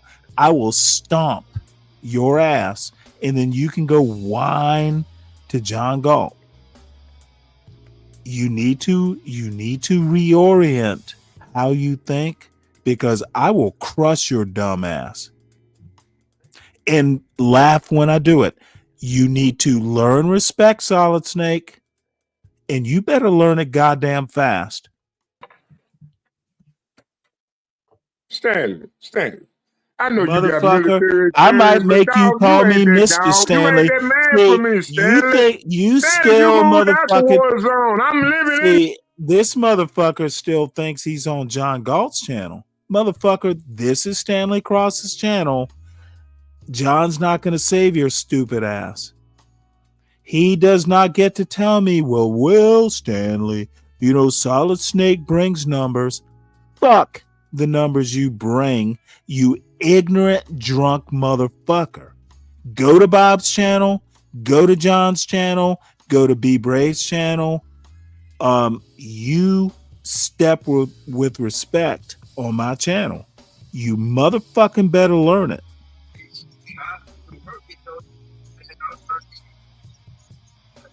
What, you need a day off? What do you have to say, Mela? We might have to talk to Mela, because your ass is still licking your tail. What you got to say, ma'am? I was wondering if he could answer why racist whites used to cut off the genitals of black men because hanging wasn't enough. They literally, it's recorded in history that hanging wasn't enough. They actually had to cut the genitals off of brothers in Jim Crow. And as a slave, I gotta work today. Ooh. All right, I'm gonna holler at y'all, man. I gotta go to sleep. See, you don't want to talk about that though, right? What? See, why you sitting up there catering to white folks, right? You're not even entertaining. Let me butt in right quick. No, I'm gonna let you have your ass whipped by a woman who's smarter than you are. I need to remind you, Stanley is laughing while you get your dumb ass educated. John Galt does not control the Stanley Cross channel. He saw fit to de-partner or whatever the fuck. It's now me, bitch, and I am 8 times smarter than John Galt. I won't scrape your dead ass body off the floor and put it on camera. I'm just going to use my brain and tell you you are an ignorant son of a bitch. You need to go back to the crevice that John Galt created for you. He keeps wanting you to come to DC, and your little white shade daddy, he can't help you either. What you need to do is form your own personality. It's beyond hope you'll ever have a brain. But motherfucker, the rules have changed. This is the Stanley Cross channel. This is Stanley versus the world. By the way, everybody hit the like button. I know I'm being a little harsh on this little fucking 50-year-old boy, but you know what? It's tough love. So, CKJ3, I got so pissed off watching some videos that I decided to do a pop-up show. So, and it's not going to pop up for that long. I do have to make dinner, but hey, I have an empty nest right now. Solid Snake, you need to come up to my standard. My channel's different than little ghetto Galt. Please. Hey, we don't use the N-word on my chat. Hey, up, motherfucker. See, the show is Stanley versus the world. It's still the same show. Do not use that N-word on my goddamn panel again, or I will literally not put you in the back. I'll boot your ass and ban your ass. Don't use the N-word on my goddamn panel unless I give you permission, bitch. Mela, I'm sorry you were interrupted. Snake's in the back. You go ahead and ask your questions, ma'am. And then he will Snake's answer coming them up or on the his panel. ass will be gone. Snake's coming up on the panel. Okay. No, he's in the back. He can hear you.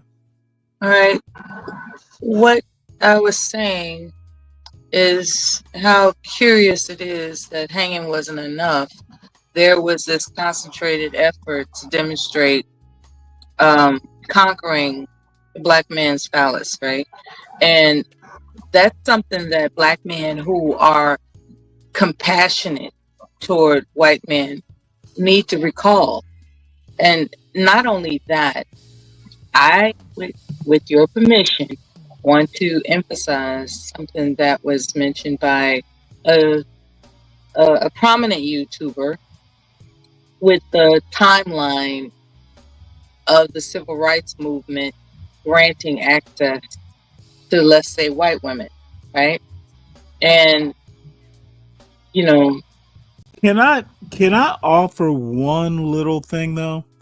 If you go back, it's not so surprising that Europeans in America were so cruel. Have you ever read just do English history or French history? Oh shit. These are people who drew and quarter. Europeans were fucking savages. and they were full of parasites, you know. I don't care about any of that. You wanted to talk about, the I wanted to go into that. cutting up of bodies. It shouldn't surprise you that white people are so cruel. Death penalty. It's not surprising. There are all kinds of things. If you go back and it shouldn't surprise you. I guess is my point. Okay, as a matter of fact, can Solid Snake answer your question? I'm shocked whenever they're compassionate. That's the shock. Well, let's not get too far afield. Can Solid Snake address your point? With your permission, ma'am. No.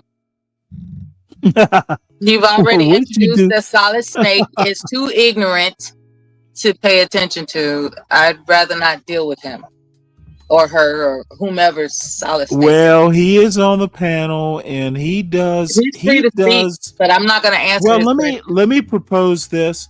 I know Solid Snake is not totally dumb. He can come up to my standard, or do you disagree? Miracles happen. Well, you know what? I'm not a praying man, but let him respond, please, ma'am. And if he gets out of control, and I totally expect him to get out of control because he has no fucking self-control. Apparently his daddy didn't teach him, son, this ain't amusing.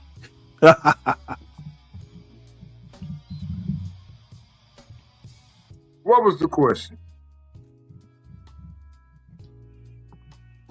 Oh, you're a solid snake.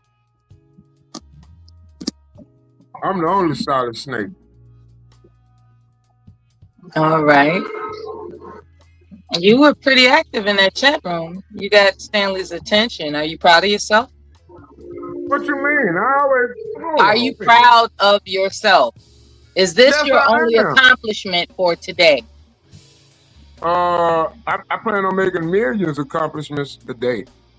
I accomplished many Really? things You have today. plans? Maybe not up to your standard, but I don't Well, have it's to. not about my standard. Do you have plans for today? Yeah. I plan Would you on like to living. share it? Yeah, I plan on making it through today to see tomorrow. Okay, I'm done. I'm going on mute. You got it.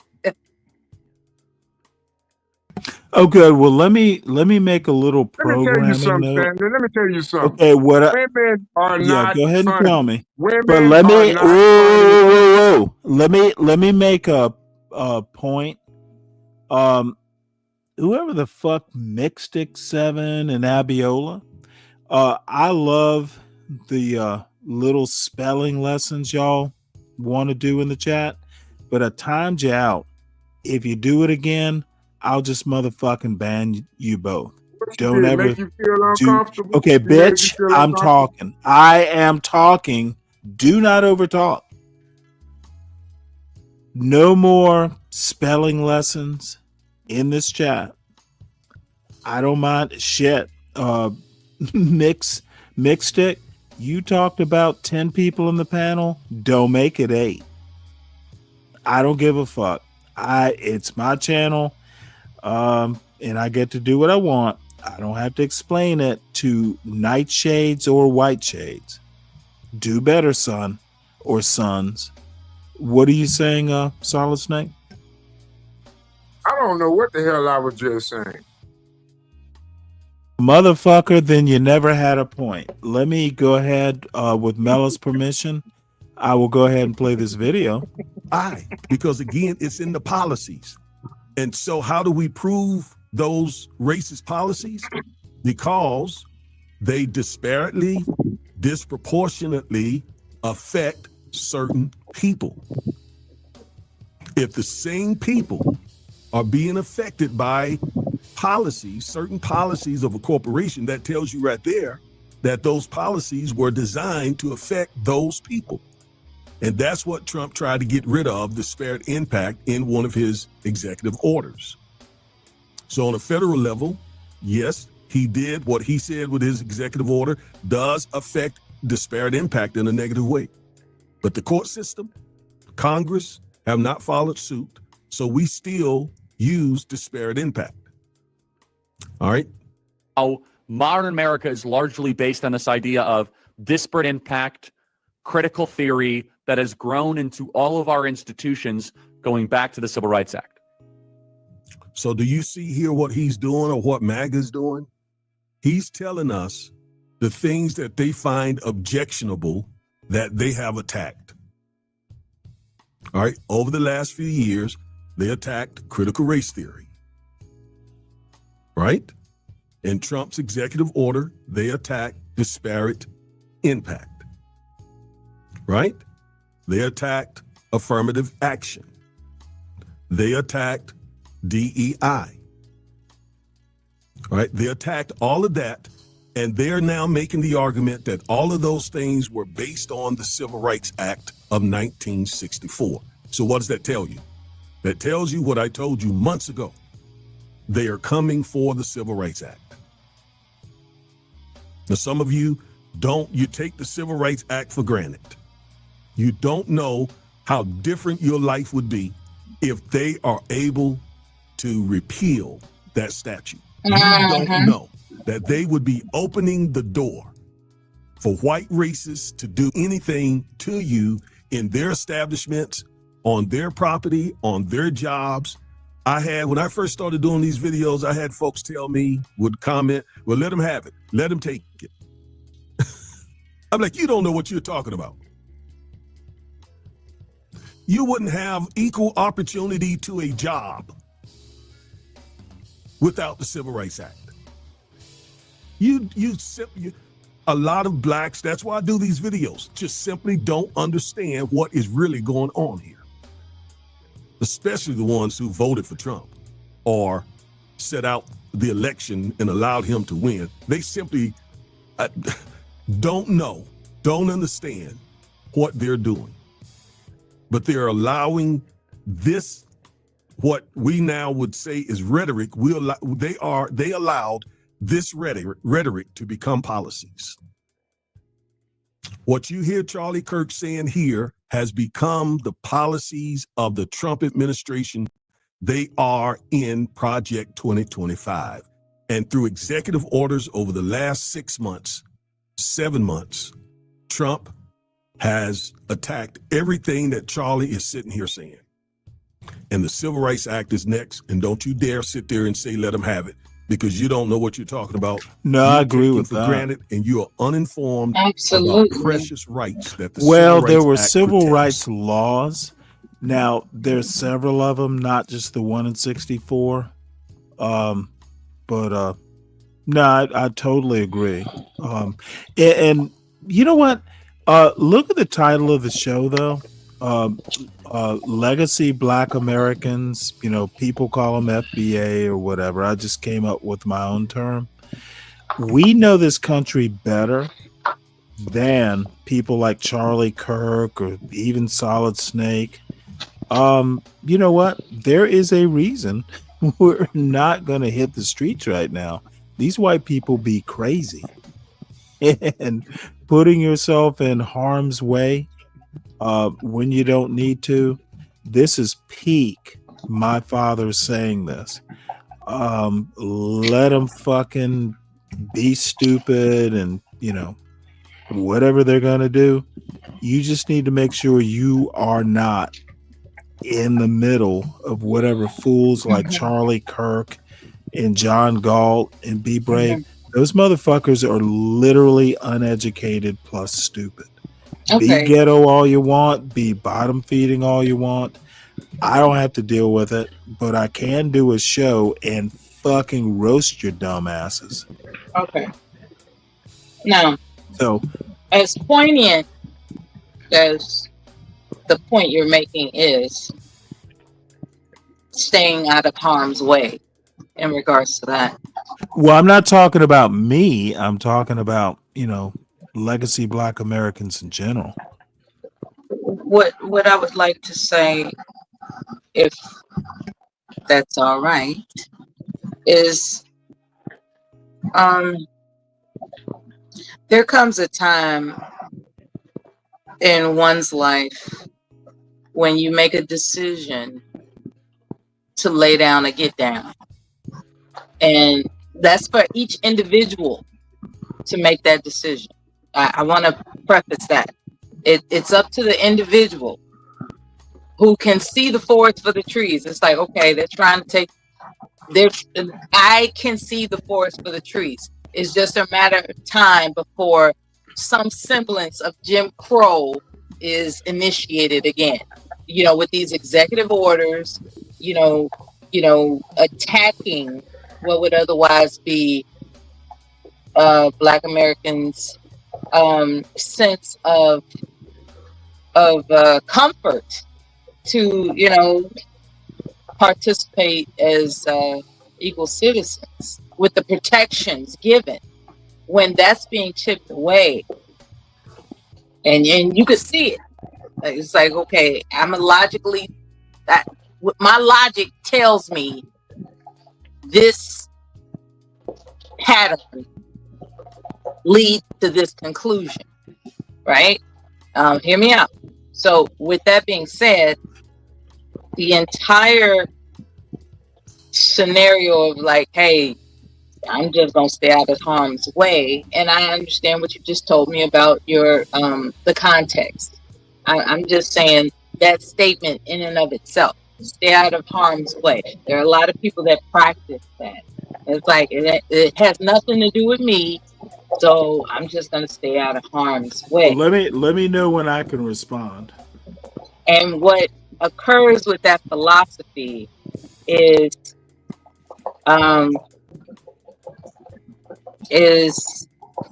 allowing things to evolve.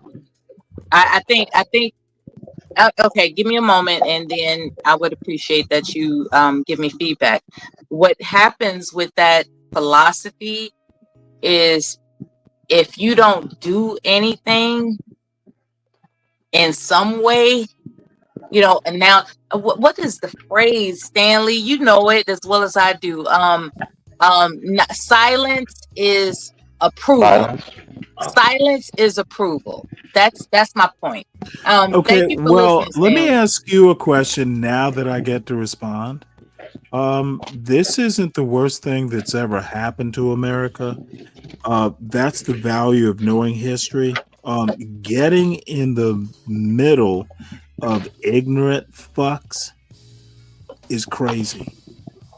Don't get. I don't know. I used to be and You still know what's kind of crazy, am. Stanley? Okay, what? No, you got to speak unimpeded. May I? Getting in the middle of idiots who don't know how to gunfight is crazy. If you are a Clint Eastwood, fucking sit back and let them kill each other. Charlie Kirk will kill Donald Trump. Figuratively speaking, this is just a thought experiment. Let the dummies kill themselves. Give them the rope. Let them It'll hang be themselves. okay. Yeah, you know what? I'm not surprised you there. used the word hang. Well, give them enough rope. Have you ever heard Yeah. that? Lynch them. That's what goes, man. Like lynch Well, is an Irish word. This though. isn't. No. No, This what isn't she was referring anything to. like. No, let It was the interesting fools that I hang used the themselves. term hang. Charlie Kirk is a dude. This is the weirdest thing. The major demographic in this country, they are going to hang themselves. Yeah. You look at the polls for Donald Trump, even on the thing that these people wanted, he's unpopular. Dude, just now you need to stay out of harm's way. You might need to sit on the porch and watch the idiots brawl. Charlie Kirk is not the best of quote white culture. Mm-hmm. Be brave, to use an example, is not the best white culture. These motherfuckers are hangers on. The smart white people are gonna stay out of the way and let these idiots like harm themselves too. Mm-hmm. This is not the dude. I'm not gonna be Black Lives Matter in the middle of a failing MAGA presidency. The dude is failing. And no one's advocating for Black Lives Matter. Okay, I as didn't an say you were organization. advocating or anything like that. Don't You put mentioned yourself in it. okay, what you need to do is let me finish. Don't put yourself in the middle of a broad point. I'm not talking about you, Mela. Don't be main character syndrome. John, what's up, man? What's up, Stan? What's going on? Yeah, well, you know what? I was watching these videos, and yeah, I've had a couple brews, but fuck it. By the way, I actually my old I would ass, prefer you sober. May I my leave? old dumb ass. Well, John, are you done? Bye. What? No, that wasn't me. Oh, okay. Well, she's mad, but I went out with my dumb old ass and did some theme songs. But finish what you got to say, and then I want to show you my weak ass Crayola AI intro and outro. Dude, I do Suno. I'm on Suno all the time, man. I got a bunch of beats. I just never write lyrics for them, though. Well, I may have to hit you up, but Yeah, I got some rock beats. I got some rap beats. I'm let me trying to show get you into other these. genres. Yeah, Now I want for to see. I you, want to hear. and if Claris is still in, now Claris, if you are still in this chat, I am so embarrassed, and you too, Richard. Hey, salute, Richard. My old dumb 60-year-old ass did this, so please don't be too hard.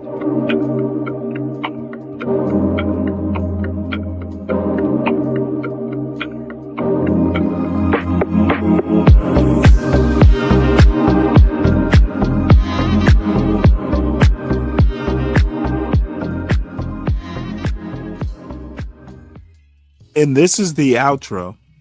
Now, I'm open to criticism as long as you know.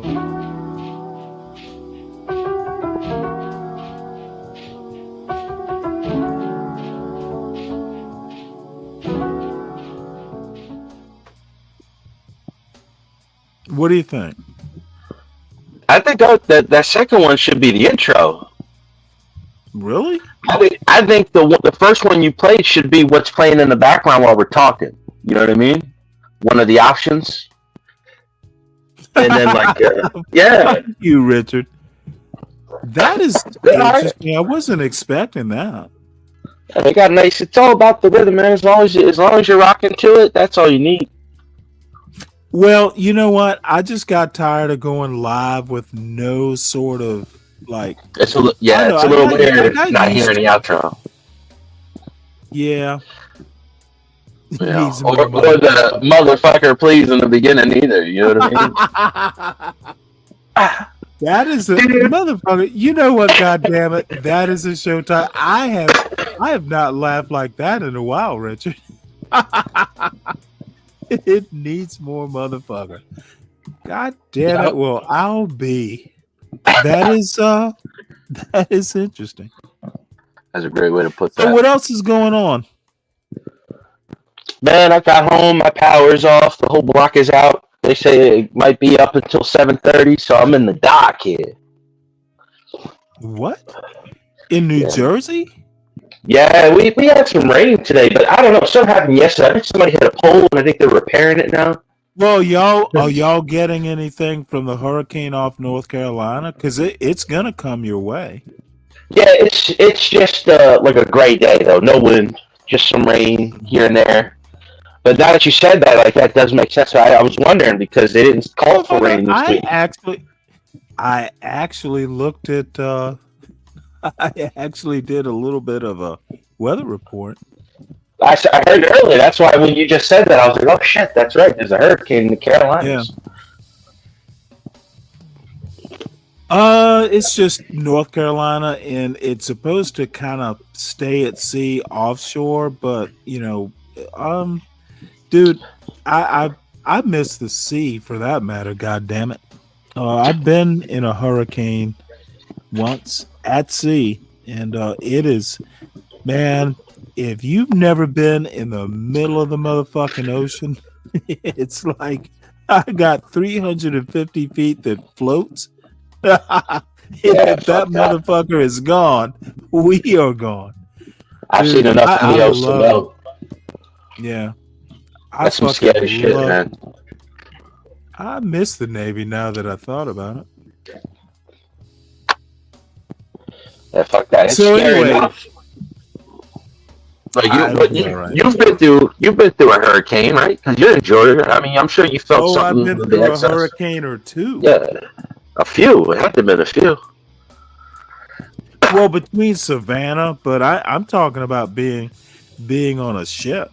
That shit's scary. What's the name of it? The white squall? Is that what they call them? Those type of storms? You ever been through one of those? I don't know. I've never heard it called that, but I've been through them in the Mediterranean. The sea is a cruel mistress, is the saying, but I have total confidence in like Navy ships. Those motherfuckers won't sink. We will be fine.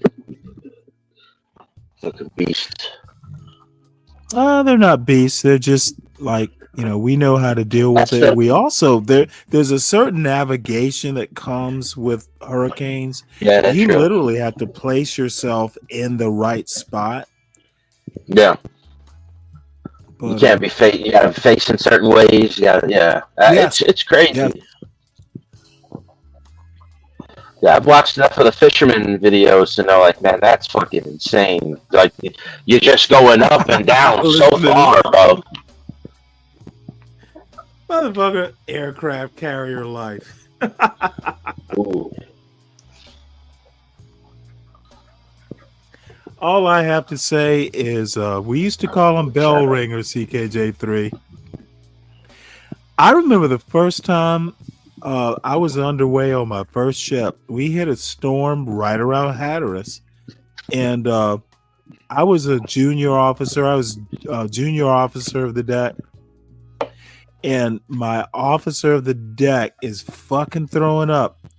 And dude, you don't experience this stuff, but on the small boys, dude, when people start throwing up, you close off ventilation systems, so you're kind of internal, the air. You take air from outside, but you process it. Man, the whole motherfucking ship smells like vomit. And I've literally never been seasick. And I knew on my very first voyage, my very first storm, my OOD, my officer of the deck, is fucking heaving in the trash can. Whole motherfucking ship smells like vomit. And I had to work a little bit. I had to, it was a mental thing. I will not throw up. I'll motherfucking get seasick. So, man, I fucking love the sea. No breathing through the nose either, huh? Oof. Oh, no. You might have to open a window and take a deep breath. You have to work and not throwing up. But motherfucker, it's a point of pride. It's a point of having sea legs. Motherfucker, if you are, it's a god of the sea thing. Motherfucker, I do not throw up when my ship is fucking bobbing around like a cork. But anyway, I'm talking bullshit. But let's watch a little bit of this. I miss Mella. I miss Solid. Yeah, where'd she go? You know what? We never get along on panels because she has problems that I get bored with hearing about. Yeah, it's absolutely wild what conservatives will allow under. And you know what, John? And I actually am halfway through a fucking 12-pack of 16 ounces. Dude, nice. It is so fun. But what the hell? I can go get more. I can order more. I can make dinner, which I will do, by the way. But here's the funny thing. There was some dumb son of a bitch in the chat saying I'm a Marxist. And Clarice, bless Clarice. It's like, I'm a fucking Marxist? Really?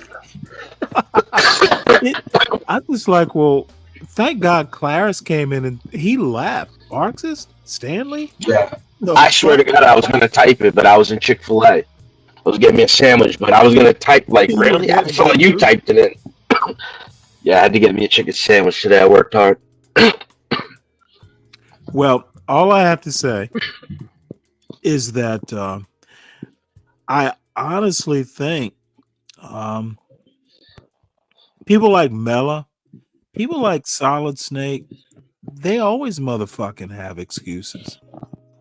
And Mella's not, but like Solid Snake, John Galt, those motherfuckers are the biggest excuse makers. And I never understand how people don't call them out on it. Yeah. Or just like broad brushing everything. You know what I mean? Like, now it's kind of sad. Yeah. it gets boring. It's just the same. Yeah, I don't know. I listen to it from time to time, but well, I would actually say it's performative for the white man. Now that's a little edgy. I'm probably, I could be castigated to use a big word, but god damn it. These well, it motherfuckers kills. have no sense of no one calls them out because they're not excuse makers. Dude. I don't even know how to respond to that. Damn, what do you say? A pet? What? Well, let me tell you what I saw between Sir Mix-a-Not. This is Sir Mix-a-Not and Abiola. Abiola can barely speak English, but what they're doing in the chat, you know how they do that N then I, they just kind of. Is that what they were doing before when you timed them out? They were doing that again. I didn't see it. I'm not having that kind of ignorance. Nah, yeah. Abiola can barely fucking speak English. And Sir Mix-a-Not, I have no motherfucking idea who he is. No one tells them out. No one calls them out because they're not excuse makers. Motherfucker, hit the link, Sir Mix-a-Stick, bitch. Let me give you a personal invitation. Hit the goddamn link. Let's see what you're made of, because I will roast your dumb ass and then laugh. N-word. Oh, is that what they're called? N-word towers? Well, yeah. Do it in John Galt's chat. Don't do it in mine. I think that's where I seen that the first time. It was either John Galt's chat or might have been over here one night. But no, it wasn't over here because they were talking about it. I think John Galt brought it up and was laughing about it or something. Just everybody puts another word in or something. It's just, Yeah, well, I mean, N-I, they just spell it out. I think it's not even that creative, but all I have to say is, at least for the short term, at some point, I'll stop paying attention to the chat, but I have so few people that I tend to notice who's in the chat. And Abiola, your dumb ass needs to do better. And Sir Mix-a-Not. As a matter of fact, can I change his name just to fuck with him? Let's see. I'm seeing Mix-a-Not. What? Yeah. Look at this dumb fuck. Let's bring this up and examine it. The ship on the gravy. That what we call the ship on the gave. You know what, motherfucker? There are better people writing in vernacular than you. You obviously are stupid. Dude, read a book. Oh, god damn it. Then maybe I'll just block Sir Mix-a-Stick. This motherfucker is a big ass wooden stick stirring a can of white paint, and he wants to call himself colorful. You dumb fuck. I was quoting, fuck you. But anyway, I am being mean. The Civil Rights Act. Normally, we would recognize a program that basically had the legal right to go into every business, into every school, into every organization, and demand how they organize themselves, who they can hire, how they can do business. We would recognize that as a Soviet-style engineering program, a social engineering program from the top down. And yet we allow this because we've basically adopted Civil Rights Act as our second They didn't allow Jack. We made them do it. What do you think Dr. King gave his life for? They didn't allow anything. We fought for it. We bled for it. We died for it. We sacrificed for it. We got dogs unleashed on us. Water holes unleashed on us. Lynched. fighting for these rights. They didn't allow anything like they're talking about children. But we allowed you all to do that. You didn't allow anything. We went into the court system and took it. This condescending, patronizing attitude that we hear with these people, this is just pure white supremacy. And the thing for me as a Christian that is most offensive is they purport to be the most Christian people in town, with all this racial hatred and He's kind of losing me on this. You know what I am struggling with? Even the motherfuckers who kind of are in my camp as far as politics are boring as fuck too.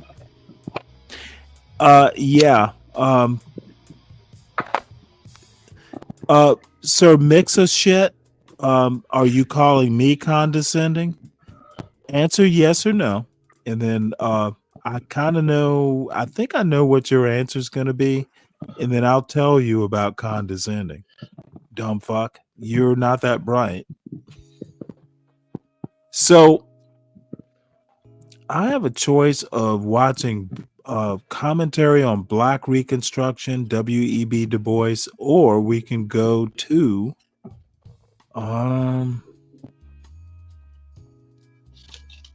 why are black people being this dumb?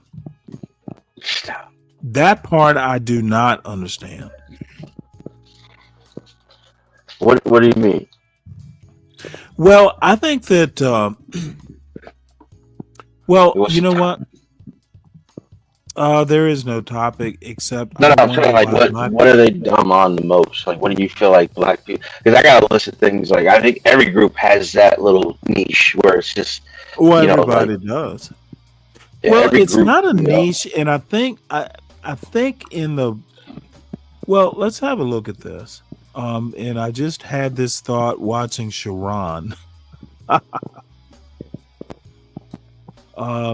Why do people even who kind of share my politics, why are they so fucking stupid? They literally, and you know what? Maybe I mean young black people. But there's some old heads too, like John Galt. These motherfuckers really don't know shit.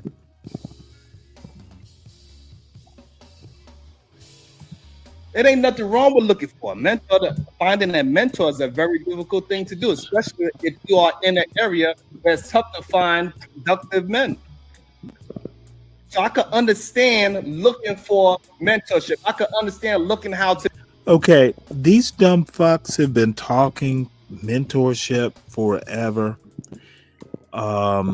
It all comes down to single black females and young black males needing mentorship. And that's all well and good, but why are we talking about it? A lot of the problems we're having with mentorship is because too many motherfuckers are sitting here on YouTube talking shit.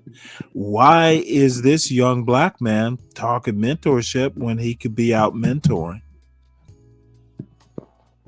A lot of dumb shit. It helps, but it's not going to solve anything.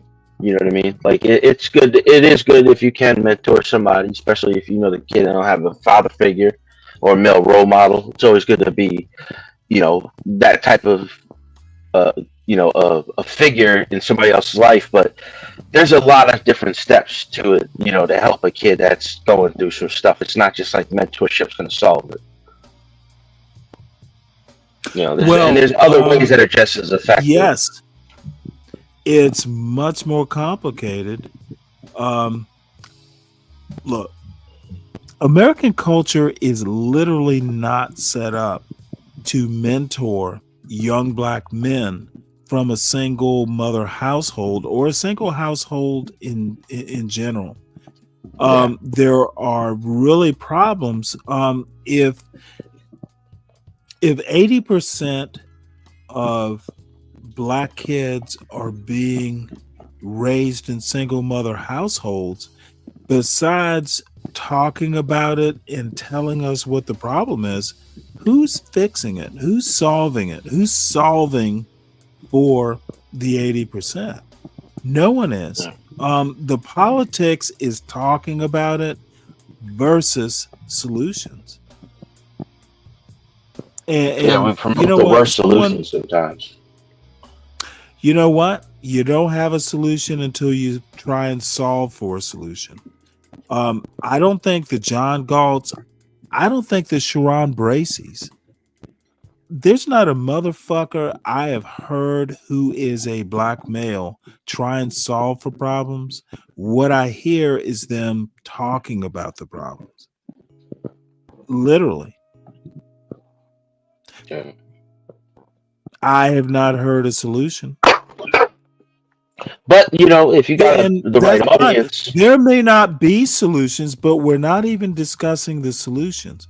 No one goes on Sharon or John Galt or any of these shows and with go, solutions, well, yeah. you know what? This is what I think the solution is.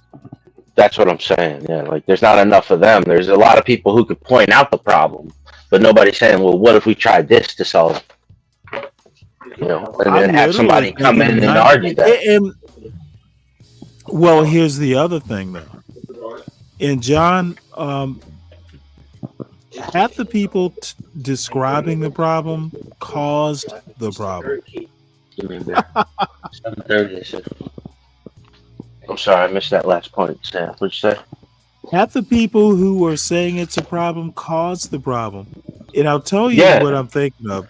A while ago, and this is several months ago, first time I went up on Mo Love's show. It was T's show, but Mo Love, you know, T was like, I'm done with y'all assholes. So Mo Love was crazy enough to host the show. So there were several black males who were younger than I am talking shit about what black women should do and this weird leadership versus submissive bullshit.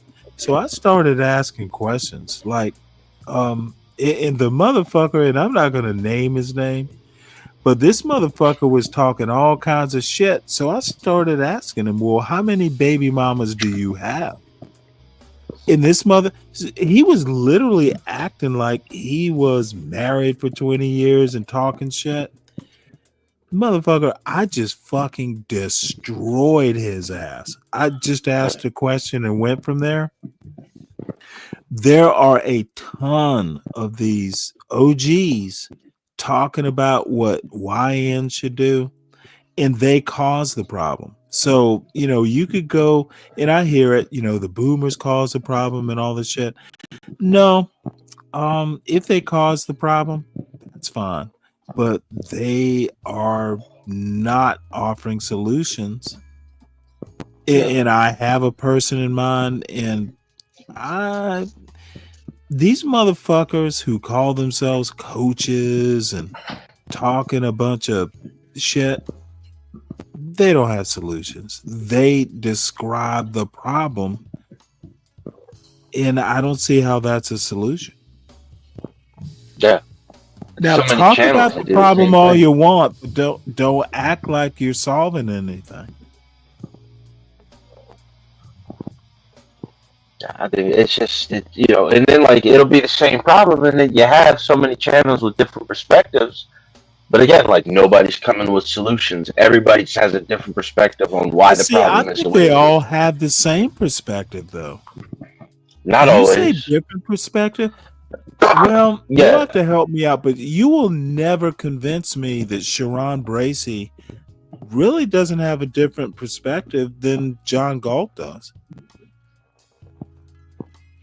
I don't know Sharon Bracy. I've probably watched a lot of the videos Okay. y'all, but I don't know Sharon Bracy. John Galt, like I've said it before, Well, I'll say it again. Like that Sharon comes from a Bracy's the guy self-loathing. you're listening to. Oh, okay, all right. or seeing on the screen. But the bottom line, and I'm sorry, I'm kind of it's kind of weird because I'm kind of having an internal dialogue. But what I'm saying is Sharon Bracey tends to kind of have close to the same politics I do, except he doesn't know shit. I think it's almost a sin to get on here and start talking this YN shit. And dude, I don't know. I'm gonna have to kind of tighten it and speak better. There's not a motherfucker on YouTube. There's literally no one on YouTube that I respect as a creator talking solutions to a problem that maybe doesn't have solutions. Not a motherfucker here, honestly. And I'll include myself. I don't have the solutions. My big criticism is none of these motherfuckers have done the hard work to actually understand what a solution could be. These motherfuckers are dumb, and I'm literally almost at a point to where John Galt did me a goddamn favor, to be honest. I think he did. I think you're better on your own. You gotta find your own audience, dude. You know what I mean? Like there shall be no audience. I'm gonna have to do everything recorded. You should start doing that too. You should start making videos. I mean, you gotta get an editor. I have done it. Flip it You up. know what? Oddly enough, I like doing lives, and I like roasting dumbasses. Yeah. Like Solid Snake. Solid Snake should stay longer so I can just fucking make sure he is well done. Yeah. See, like the difference between I watch another channel. I've been watching them for like 6 years, 5 years, right around COVID. So, Rob Noor, he's a conservative. He's a debater. And I watched this dude start from, I was part of his first maybe 1,000. Now he's at like 11,000. But he just, he quit his job to do it full time. And, he makes good money every night. But, now he's gotten better at it because he can dedicate himself more to it. You know what I mean? And not a lot of people who transfer over, like, they'll just get a buzz and then they'll just quit their job right away. And that's what I'm saying. Like, you're like a liberal version of him, but you should branch out and go into these I'm streams. retired. I literally no, I'm saying as a personality, it's a YouTube personality. I don't like doing debates with people, dude. I'm literally gonna do that that John Henrik motherfucker. If you're not my peer, if John Galt isn't my peer, and I think that was part of the problem. I pretty much treated him like he wasn't, and he got his feelings hurt. Motherfucker, you're simply not as smart as I am. You don't. Well, let me not say smart as much as you don't have the information to beat. Dude, I've always been this way. I mock people that I think are stupid. I mock them. Why are you even here? Literally, I got in trouble in first grade, dude. Mrs. Ingram was like, oh, it was so funny, dude. I remember her having now I went to an all black Catholic school. So my parents kind of knew Mrs. Ingram. She didn't live in the same neighborhood, but Black Savannah back in the day. So she was like, well, your son, he will finish a test. It's the old story. Of course, I did 30 minutes worth of work in 15 minutes. So you know what my father told her? Well, why are you letting him do it? Just motherfucker, pile the work on him. He didn't say motherfucker, of course. But no, don't idleness. Stanley, bored is a problem. You better just over working. So I think, and I'm gonna be honest, and people are just gonna fucking hate me for saying this. There's like, we're wasting our time. Sharon Bracey, and maybe I just don't understand the concept of, you milk the dollars. I just can't do that. Yeah, I just can't fucking do that in good conscience. I know. I see it too, man. It's just like that's it. You don't ask for it, they don't give it. You just say it out there. Well, just say, look, you know what? cash card. Support the show. People should want to give it. They do, but some people they're not thinking about it. You remind them, I'm telling you. Right. They coming in at all times. You know what I mean? Jumping in, jumping out. Like once you get going, you can get 100 people on your stream live. And then you put out your videos, your clips of it, and that's where you get more people watching, and then you get more people to your live. You go to other streams, you talk for a little bit, cause some ruckus, get the hell out of there. Just nope. See, I can't, dude. No matter where you go, Stanley, you're gonna get an argument or a debate. It's just how you handle it. And I don't go on people's streams. See, here's the dude. I take over people's streams, and I think John Dalton's kind of had the same problem. I'm not going to do that to people's shows. It's not taking over. It's just you bring a following, you bring people. They love you or they hate you. You know what I mean? But you bring that atmosphere in with you. It's not like that's not who you are. It's just like that's what you draw in. Someone else's show though. You can't. That show is probably about the same shit. I just find that disturbing. It's not. Well, it's all fun and games. It all depends on how you're looking at it. If you're just having fun with it, don't take it serious. These people are the ones that are getting all fucking pissed off. I take black people being stupid seriously. That's what I'm saying. You should just go in there and just fucking tease them, rib them. And just stick on what you stand on. Let them know, and then they can debate you. Yeah, man. Telling you. And I hate debating people who don't know shit. I'm gonna be honest, Stan. I watch debates, dude. You don't even debate, but like I can tell you're already one of the better debaters on the left. And you're not even. You don't even have to come from a left. You can just be from a central position. And still debate because you know both sides, Well, no, you have to know both sides. Yeah. But this is Sir Mix-a Nothing. Sir Mix Stick 7. I'm not even watching Stanley, you mock people who you think are stupid, but you also mock people who think. Yeah, that's not much of a sentence. If you are smart and I think you're stupid, well, I probably think you're stupid. Dude, know your history. Politics is 2025 politics. Half the argument is knowing American history. If you're talking American politics. And Stanley, you mock people you think are stupid, but repeat. John's lying. Ooh, see, this is a fool. Now I've invited him to come up to the chat, and this fool wants to spell Nigger in the chat. That's the limit of his intelligence. And Abiola's gone, so he has lost 50% of his IQ or spelling ability. This is what I have to deal with, John. Sorry, he'll grow. They don't come over.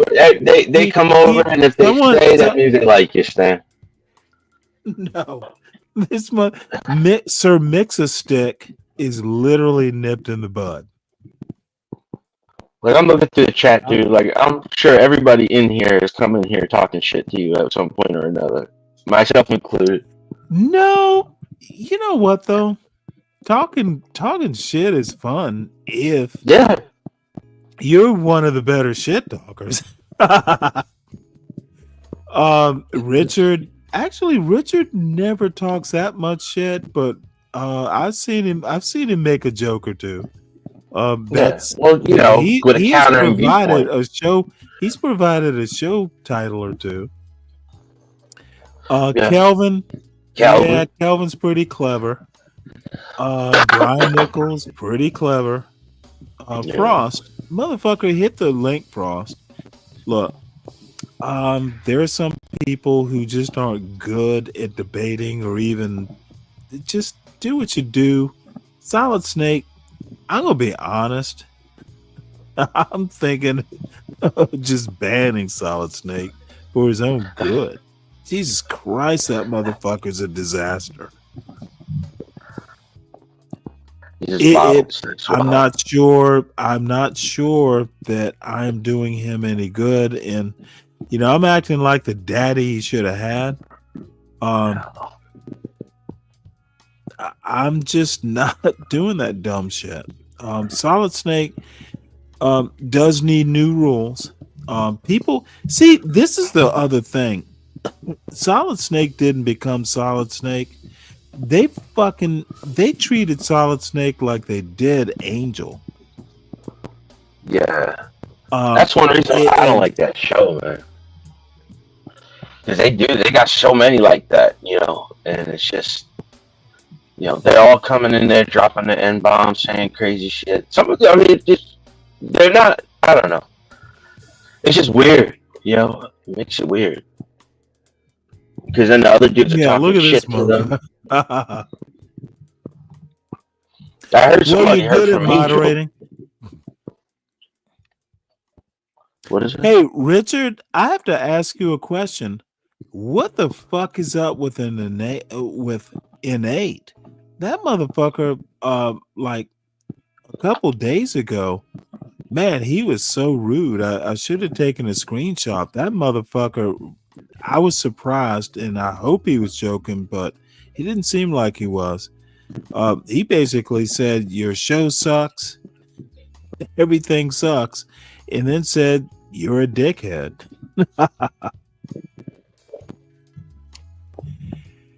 So we go. Yeah. Wonder QP, where was QP? Well, let's hear what he's down the car. He act like he was being chivalrous. And this is the other thing, motherfucker. If you're gonna make complicated points, use correct English. Some BS. And Sharon is not good at English. What did he really do? What was he doing? He was trying to gather some information. What information he was trying to get? What did the old red pill incel minister, the no good sucker, tell that young man? He said, what you do is you fake it. He said, hey, listen here, son. She's a nice young lady. You fake chivalry. You lied to her. Act like you chivalrous and you care about her. That's what he said. He said, you go to the car, you open up her side of the door for us, open it up, let her in, and then you walk around the long way through the back of the car so you can look inside of the car to see what she do. If that woman reaches over and opens up the door for you, then you know she's a keeper and she cares about you. So that whole chivalrous act that he had was a goddamn play in the first place. Man wasn't chivalrous, he was playing the game.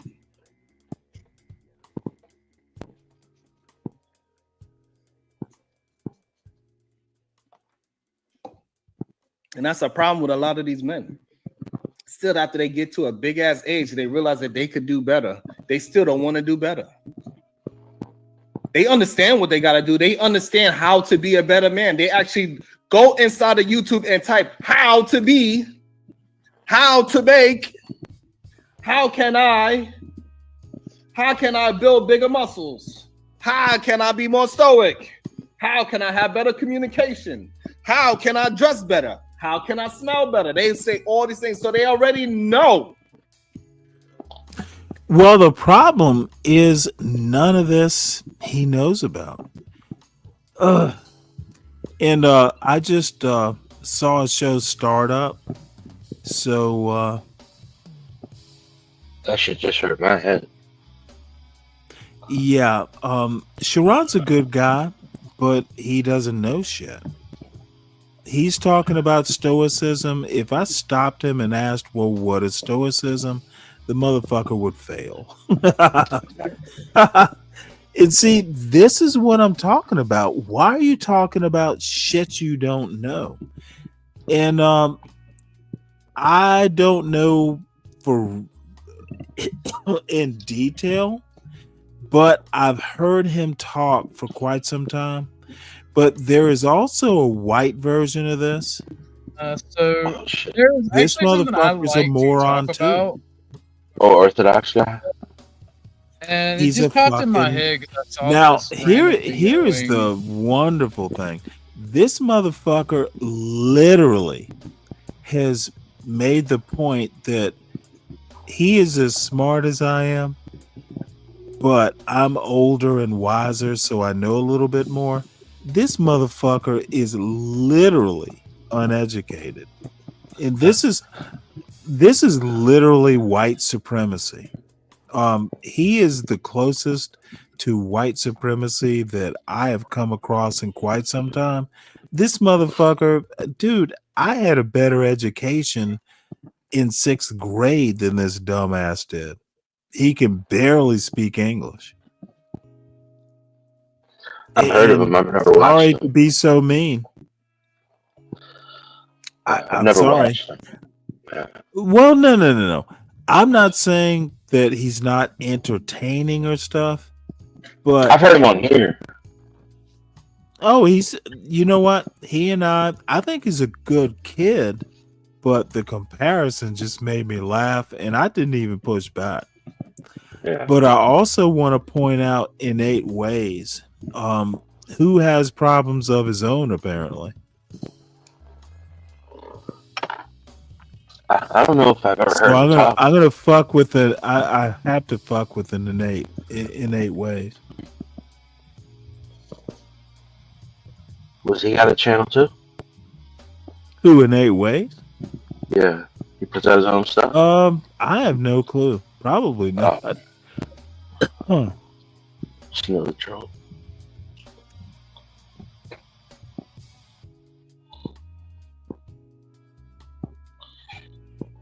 Snake's back. What up, Snake?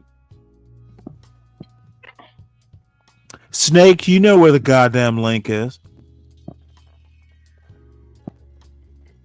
Yes, post a video. I'm not trifling with little man children anymore. Never left, motherfucker. Yeah, you did. You ran like Mela did. Mela ran, and so did Solid Snake. Now, hopefully, y'all were together. Maybe you ran together. Yeah. I think Mela sounded like she was ready for the best. I'm not a huge fan of Mela.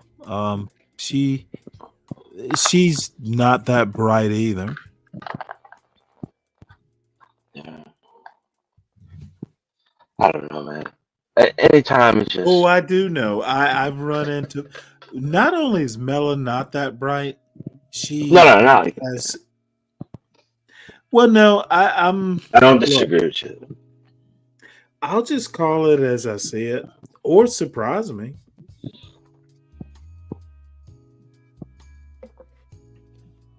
I agree with you. Like, she's not that bright. Whenever people come to that argument, and it's just everything is like white or evil. She kept trying to point to these things about white, and I'm just like, that's not what he's talking about. Yeah. It's the same thing with ignorant. Look at this whatever. dumb fuck saying Mela is dramatic. Yeah, okay. She is not Shakespearean dramatic. She's literally not that bright. Or, she could be. You know what? I'm turning into John Gold here, dragging everybody, but you know what? I'm drunk. No, yeah. I am. Saving it for Saturday. Hold on a second. Nah, I'll get it out today. I literally wanted to talk about Trump and the trashing of civil. The what? Trashing of what? Civil rights law being trashed. It's happening as we speak. With the what? What's he doing? Who's doing? Trump. What's he doing? Oh, you didn't notice the trashing of slavery? I literally just showed a couple videos. Basically, Trump is saying the Smithsonian Museum saying slavery was that bad is un-American. You haven't noticed? You can go back and rewatch this show, but still, you hear it all the time. You hear it from the anti-black blacks. Slavery is over. It wasn't that bad. Everybody had slavery.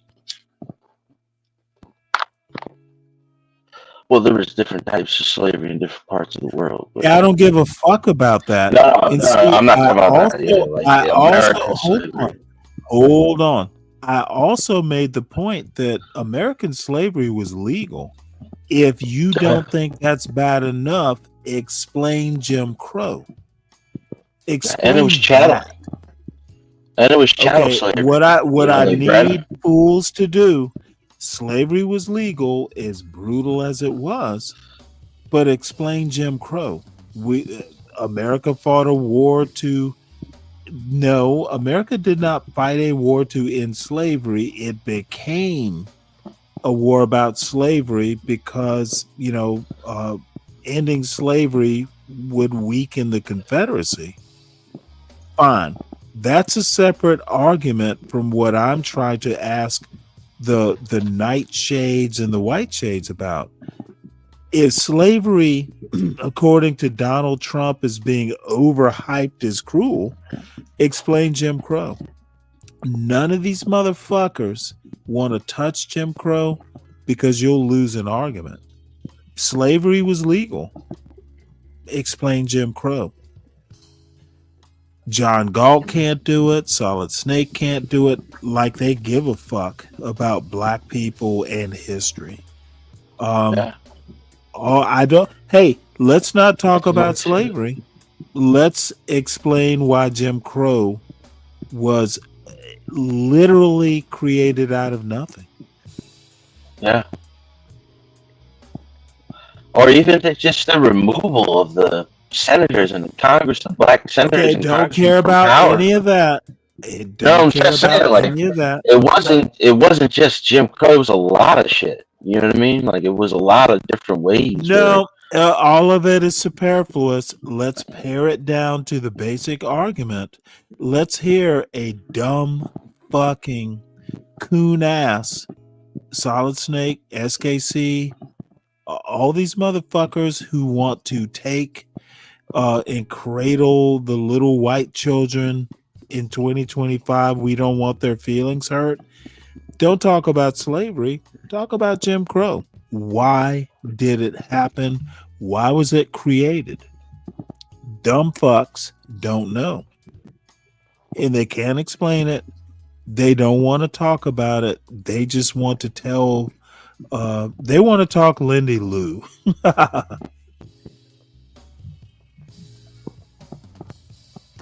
Lindy Lou got up there, told Art he's jacking off on that. Wait, on Bob's channel? What? Slick, I don't. Bob, who gives a fuck? And why are you talking about Lindy Lou here? No one gives a fuck about Lindy Lou here. Tell me why this is important to you. Okay, Bob has a channel. I do tune in every now and again. Again, Bob is a great person, really accomplished. His chat are literally a bunch of Solid Snakes and Be Braves. Why would I go up and deal with those kind of folk? I don't really watch Bob. Yeah. He's a nice guy. I like him. I've always liked him in the chat. Yeah, but well, anywhere he goes. I like CT too. He attracts these idiots up on a panel who like to yell about nothing in particular. And there's something to be said for a CT or a Bob attracting dumb fucks. But I'm not CT or Bob. I don't have that kind of patience.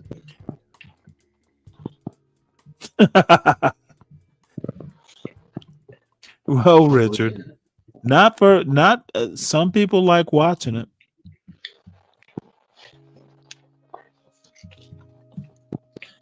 So let's listen to the failure of white supremacy. Firing of a shot, right? So, and this is, in other words, I mean, this is a nuclear confrontation, right? This kind of stuff does not typically happen, whereby this particular empire crumbles and there was no ridiculous amounts of violence. Yes, there were proxy wars all through the Cold War, if you will. If you even go further back to Stalin, really defeating Hitler, right? They took the biggest blows and all that kind of stuff, right? Point is, sure, there was a heated debate, if you will, called the Cold War, and they fell. However, it could be argued that America then humiliated Russia in a manner that is not particularly wise. Now, why is it not wise? Okay, because Russia has their blame in this as well. And by Russia, I mean... This is like the dumbest fucking fake bullshit that I've heard in quite some time. And this is the kind of dumb fucking shit that's irrelevant. This is what Orthodox God does. Vast expanse in terms of like territory, and they've been doing their thing in the Eurasian area for a long time. This is their territory. This is what they do, right? So they see themselves in a particular kind of way. And I'm talking about the spirit or the grace that one extends a people like that, right? You don't want to make them feel, you don't want to embarrass them. Now, the truth is, though, and forgive me for kind of weaving here, right? But I'll tie it all together. The truth is, with regards to the Russians having their own fault in this, in the sense that they've always had this ambition, seen themselves, perhaps rightfully so, as a providential power, the same way that the West looks at itself, or the way China looks at itself, right? Like, we are the people, the middle power ruled by the czars, see themselves that way as well, right? Whether it's in the manifestation of the czars or in the Soviet Union or whatever. So their error is that they don't know that, okay, well, the West is unbeatable in a particular way. Meaning, you can say all you want, but still you can't beat the dollar, the English language, and the technology, the economy, and all these other kinds of things of what we call the West, these set of institutions called the West. And the West is not something that is about race or ethnicity. For example, Russia is white, but it's not Western. Japan is not white, but it is Western, right? So it's a particular set of institutions and spheres of influence, if you will, right?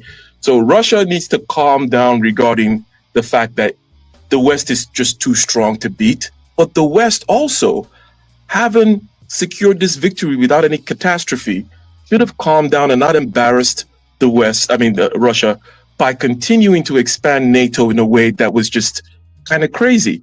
There's this famous statement where I think it was in 2008, a Russian diplomat said, "Niet means niet," right? That no means no regarding, especially specifically with Ukraine and NATO expansion, right? So things could have been managed in a particular way. So we go back to another dumb fuck.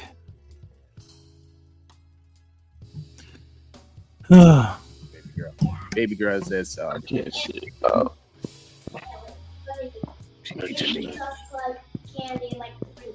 right. That's not healthy, but it is. Right. That's my 4-year-old. I can get back to my show now? All right, thank you. I appreciate you so much.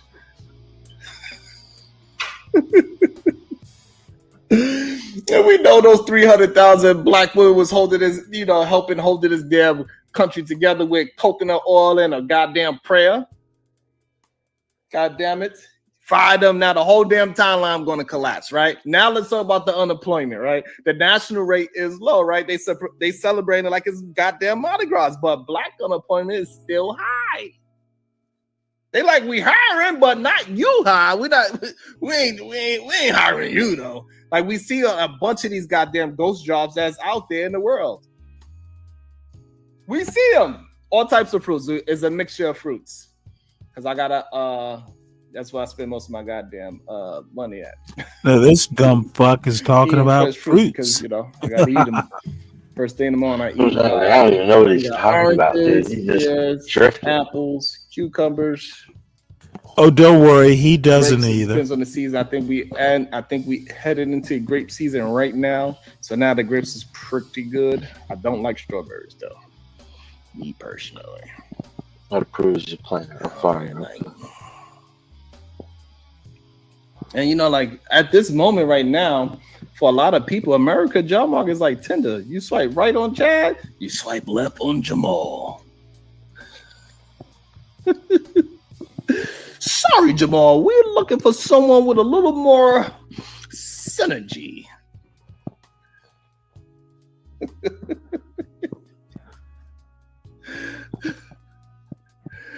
They keep trying to say the economy is booming. Who? For who? Elon? Jeff Bezos? The hell? We had a dude selling bootleg eggs out of his trunk. Do y'all remember that? He was selling bootleg eggs out of the trunk. Organic, cage-free, and slightly stolen. Yeah, well, this is what New York City does to you. They was selling eggs on the street. Like they was loose leaf cigarettes. The F is going on here? Yet you something continue weird to going live on in out a here, place where people are fucking selling eggs out of the back of their trunk. Motherfucker, us regular folks, you need to be careful with them eggs. us I bet you unred pill bought people, some, us people that actually live in the truth and live in the reality. We still shine, we How still do you ride, even we know? still laugh, we What the still fuck? love, we still build. You know what? I we might turn have our to pain ask into poetry.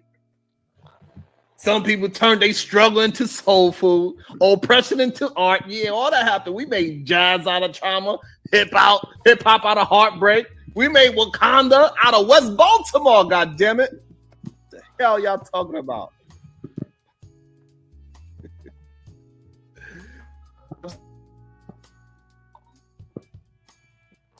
It's awesome, man.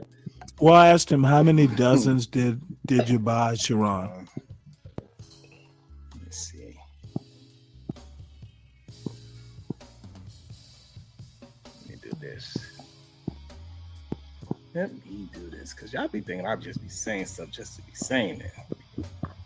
See how he got the fire in the background? That is hilarious. I promise you, I do. So good. Let me share my screen. Let me share my screen. I don't eat no damn eggs, Stanley. Let's see. Look at this right here. What does it say? Black unemployment is where? And the national unemployment is where? Take the who and left the what? Take the who and left the what? I think that's crazy. But did you notice how one goddamn simple question just fucking threw him? The motherfucker had no argument. And my response is, yeah, I asked.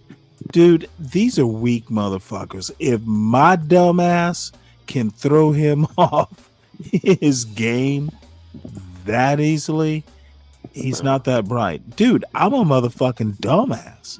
Yeah, look at the unemployment rate of black people right now. It's a solid 3.5 percentage points higher than any other race. They're laying us. So y'all don't see that as a problem? Yes, according to a random TikTok user. Yes, Bubba.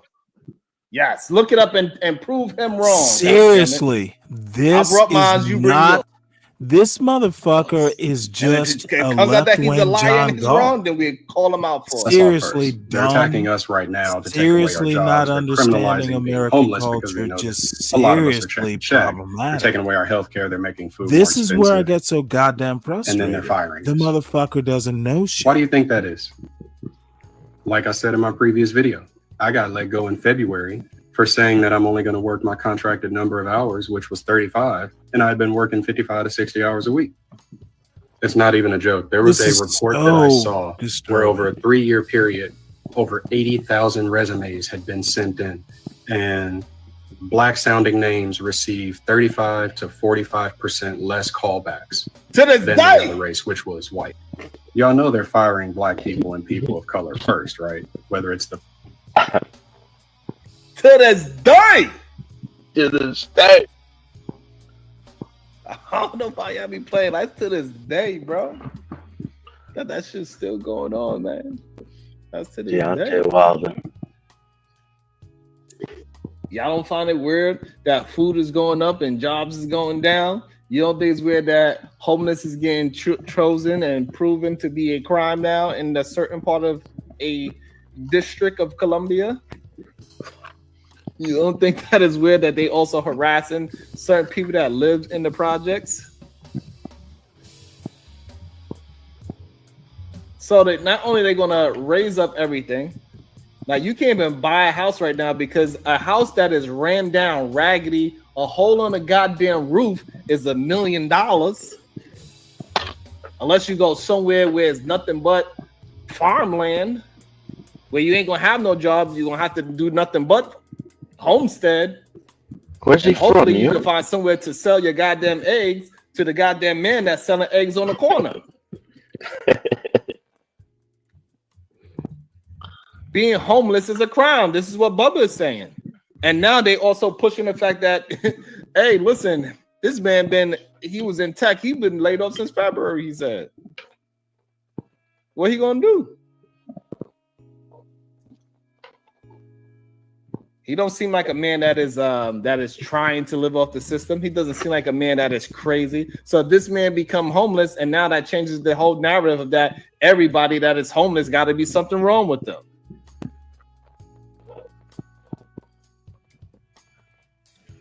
Do I have a problem with them cleaning up the streets? No. If they're doing it in a constitutional way, no.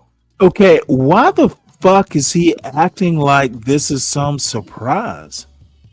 Motherfucker, If you're doing it in a constitutional way, clean up the streets, then I have no problem with it. Or like but when you're attacking 200 people's years. livelihood, then yes, I have a problem with it. When you're attacking people's livelihood when it comes to a goddamn race, and especially if it's my race that looks for like me, God's yes, sake. I have a problem with it. America has been this way. I don't understand how people don't have a motherfucking problem with it. I don't understand why people acting like it's just years. it's just status quo. It's America. Welcome to America. I gotta shut this fucker up.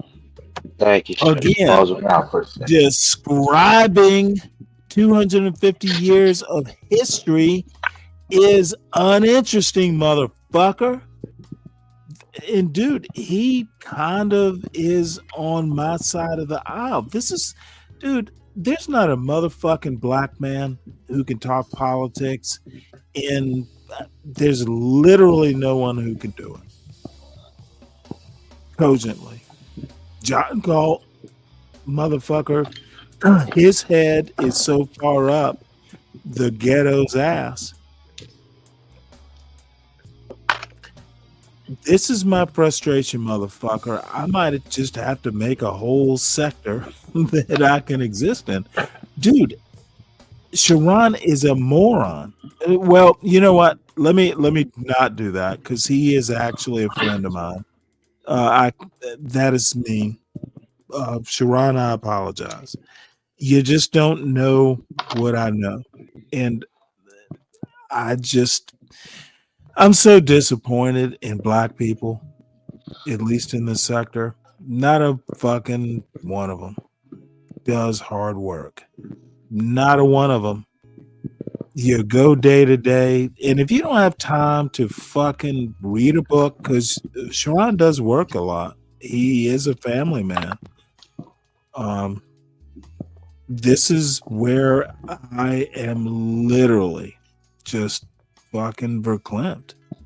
None of these motherfuckers know what the fuck they're talking about. And look at this dumb fuck. Stanley, you are a joke. That's my frustration. Nobody gives a fuck if you're frustrated, moron.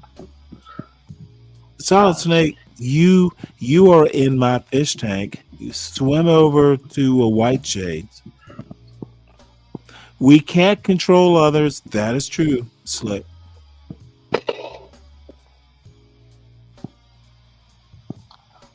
They still write resumes? Mix stick? Now, listen to this dumb fuck. It could possibly have to do with the average resume attached to a black name too. But PPI Pradu avoid Chavante and Latron or Dequirius or whatever. Do you know how stupid this comment is, you dumb fuck? You're talking to a black man named Stanley. You are a sad racist, mixed stick, or you whatever. Whether you're black, white, or indifferent, you sound like a racist moron. Do better, sir. Or ma'am.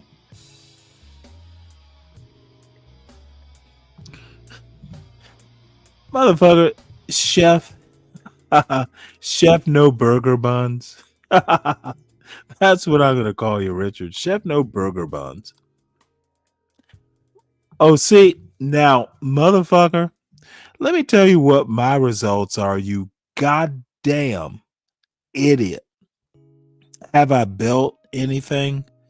Yes, I built things. I built a life. My parents helped me build a life. See, your type of moron listens to drunken high idiots from the ghetto. Motherfucker, do you understand what building is? I have built an elite college attendee, one of the best engineering colleges in the world. My parents built me to attend a top 50 university in the country. Motherfucker, I know black success. And you asking me whether I built anything? Motherfucker, I'm literally 60 years old and I have time to talk to your dumbass, Solid Snake. I built a life.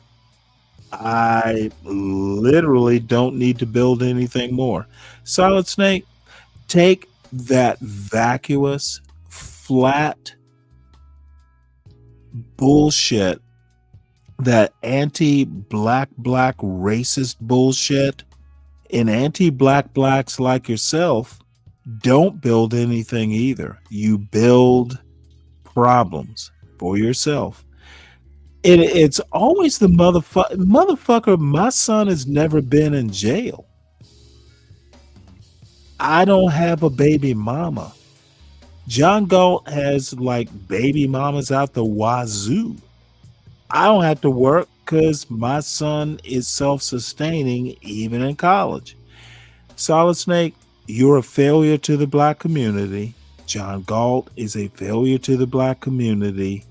And now that I'm not on John Galt's channel, shit, I probably called him a failure to his face. Maybe that's why he's so mad. Dude, I don't work at a goddamn convenience store. You're not the right messenger for your anti-black kissing white ass narrative. And John Galt isn't either. This motherfucker calls white supremacists and does YouTube shows with them. I'm not impressed. So, destitute, homeless, and hungry is going to stop crime.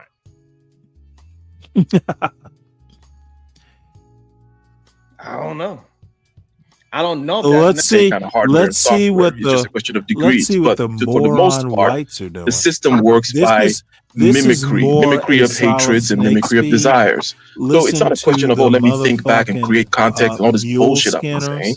It's let me pile on when it's the mob shit. Nothing in If particular. he without sin cast the first stone, this crowd, and once the this, first stone is Orthodox cast, Sky crowd then has the person is every throwing now the and 10th again, stone doesn't even late at know what the night, fuck was they they're can throwing talk stones about, right? N-words They just and by the get 100th away stone with is it just because mania people and like ridiculous, Solid Snake will go, madness oh, of crowds, hey, if you you will. go, And boy. by the way, am Say I the echoing? Am I N-word. causing I issues loves with it. my mic, or is that You're a someone else? Anyway, goddamn That is the failure. bread, man. that is the bread. Black Is there an echo in my? American Solid Throw that Snake. bacon. And so I is your think daddy you're John eating some Galt. bread or you're whatever you're And doing. y'all need to Coming through, report 'cause it back sounds like you're into preparing the something to be Whiteshade. cooked.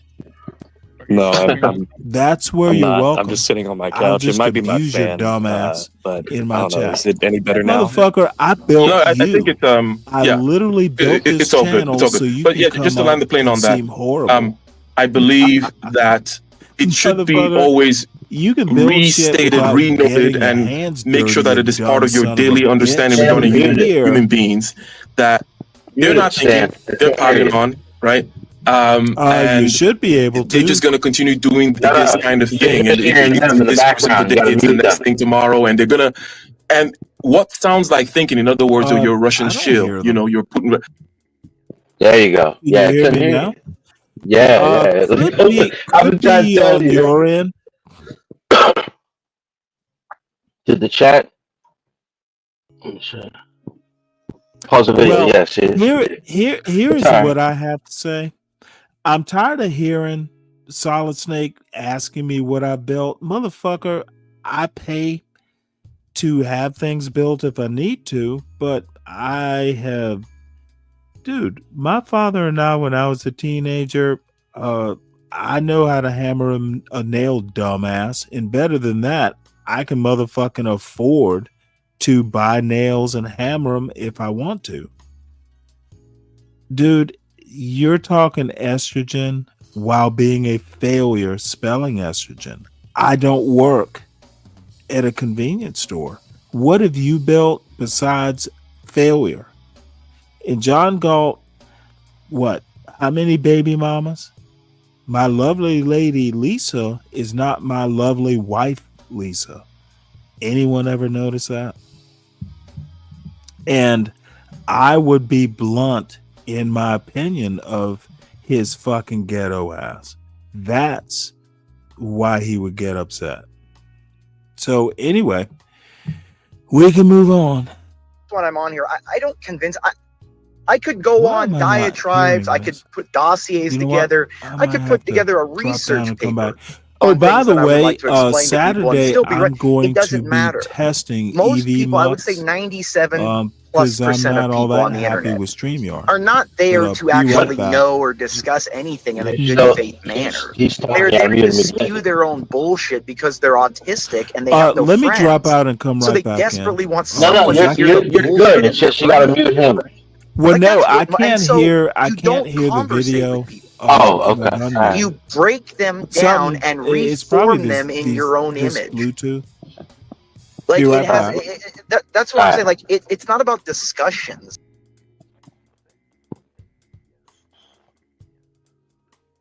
Maybe that's what it was.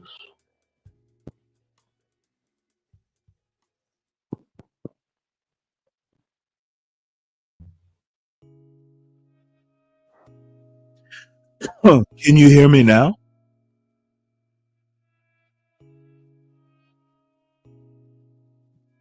John, can you hear me?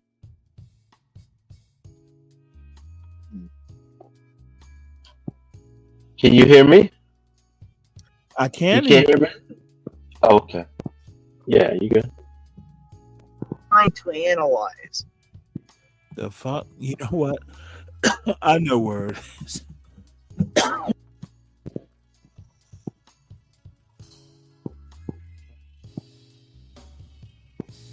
Stupid people.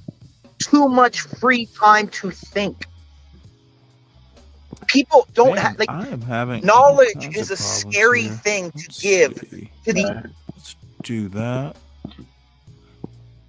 Then let's do that. You know what? This is what you get when you have this much vitriol. There we go. Take this time to say cheers to the chat. Cheers, Oh, everybody. this is motherfucking Imperious. I ought to fuck with him too. RP Nation. Hold on one sec. I forgot to put it up on the screen. I am getting a little inebriated.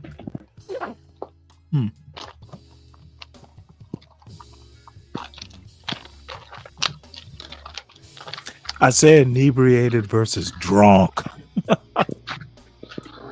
I say a little tipsy. Let's get a little tipsy. A little off balance. That is so that is so kind of you. A little off kilter. Navy guy. A little motherfucker. I'm This is just why pissed off at the Newton, stupidity. Tesla, the greatest minds in human history, saw. Now listen to this dumb fuck talk about Tesla.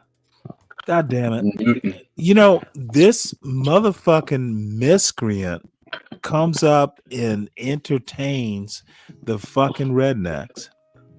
Amazing. Yeah. No, Imperious is Imperious. I've never been that impressed. I'm always entertained though. You know what though? He's actually not that entertaining. If you engage him in something he's interested in, he calms his ass down and starts talking about what he knows. These motherfuckers just let him run rampant. And I'm gonna tell you why, because they're fucking idiots, and they half the time they have no clue what he's talking about. Exactly. And literally, I've known Imperious for over a year. You start engaging him in some serious shit, in some stuff he's interested in, he will literally have a good conversation. These dumb fucks. Now he gets all fucking racist. The only difference is he's not being just differences amongst the individuals. These fucking You see, within idiots. this space of let's say physical, right? Height and this and that. Look at these dumb fucks. As a matter of fact, it's not that crazy. In other words, if you gather a room full of 1,000 people, you know, in terms of average height, and you bring the tallest person in the world, it's not going to change the average that much. However, when it comes to intellect and spirit, right? Especially in this spirit aspect, which is just more than just raw IQ power. There's something else going on there. Then it is, I don't even think it's measurable, right? The vastness, the gulf between people, right? In terms of the right tail of the curve, if you will. It's insane, right? Like it's similar to some areas, and I think it's a reflection, by the way, of these areas such as the arts, for example, where Stephen King sells all the books and then there's everybody else. In other words, in that room of 1,000 authors, you bring in, On every field, you know what's really scary? Every field of, let's say, okay, you look at basketball. I'll just throw a sport out there, I just literally said this Did you know motherfucker sounds like Schwarzenegger trying to be only smart. about 3% of the U.S. population even. I thought he was like African or Arab. NBA is the hardest You know what? sport to get He into. You have sounds to have like certain genetic traits. It Schwarzenegger to doesn't me. matter how Who much you knows can what lift, the you have fuck to be he that is? tall He's or you an can't get idiot.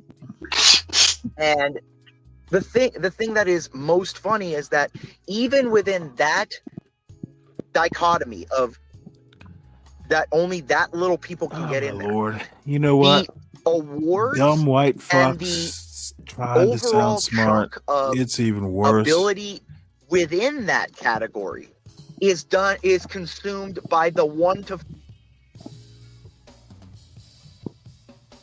$1,000 cannot be 10 times the work now. It's not possible, especially without upgrading it.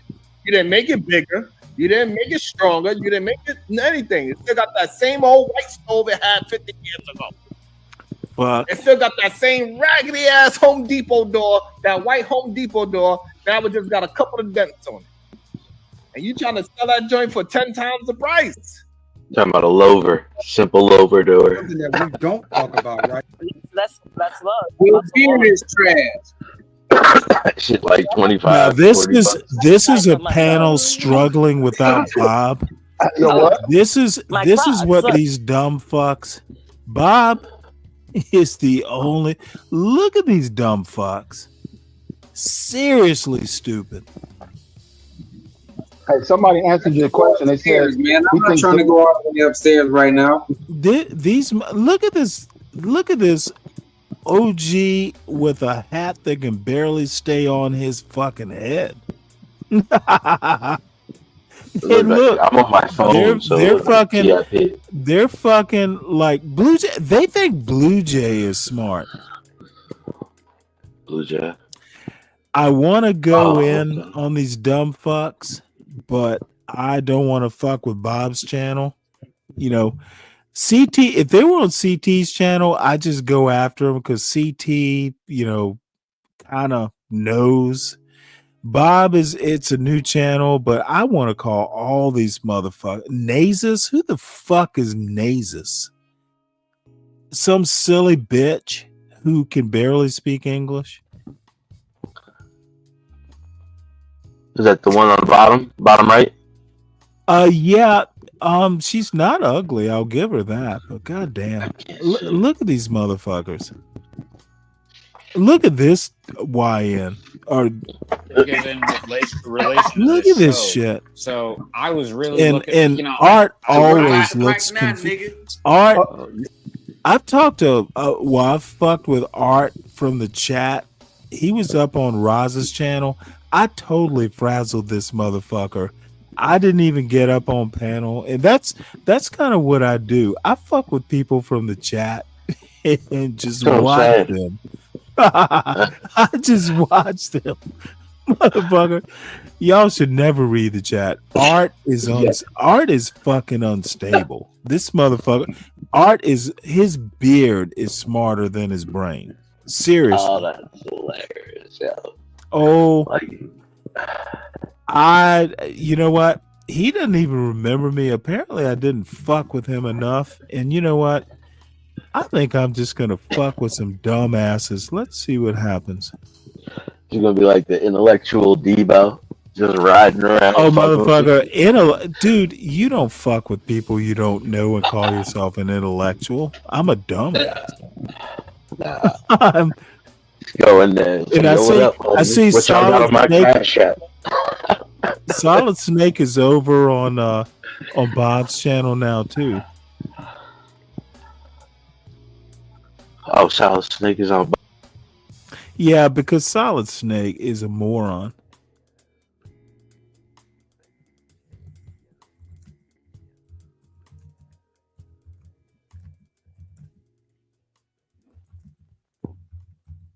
Y'all still beefing? Who? You and Ponder? I have no clue. I don't have, dude. You have to understand. They beef with me. I don't beef with them. I think you guys I wrote get to bounce off each other. No, and now I don't have the high opinion of Ponder. She literally can't. I don't have a high opinion of her intellect. Oh, it's all right. She got good energy, and she likes to search for shit. You know what I mean? Like I don't. She likes to be informed. Okay. She likes to be informed. Look, see, there's an interesting thing you learn when you're young.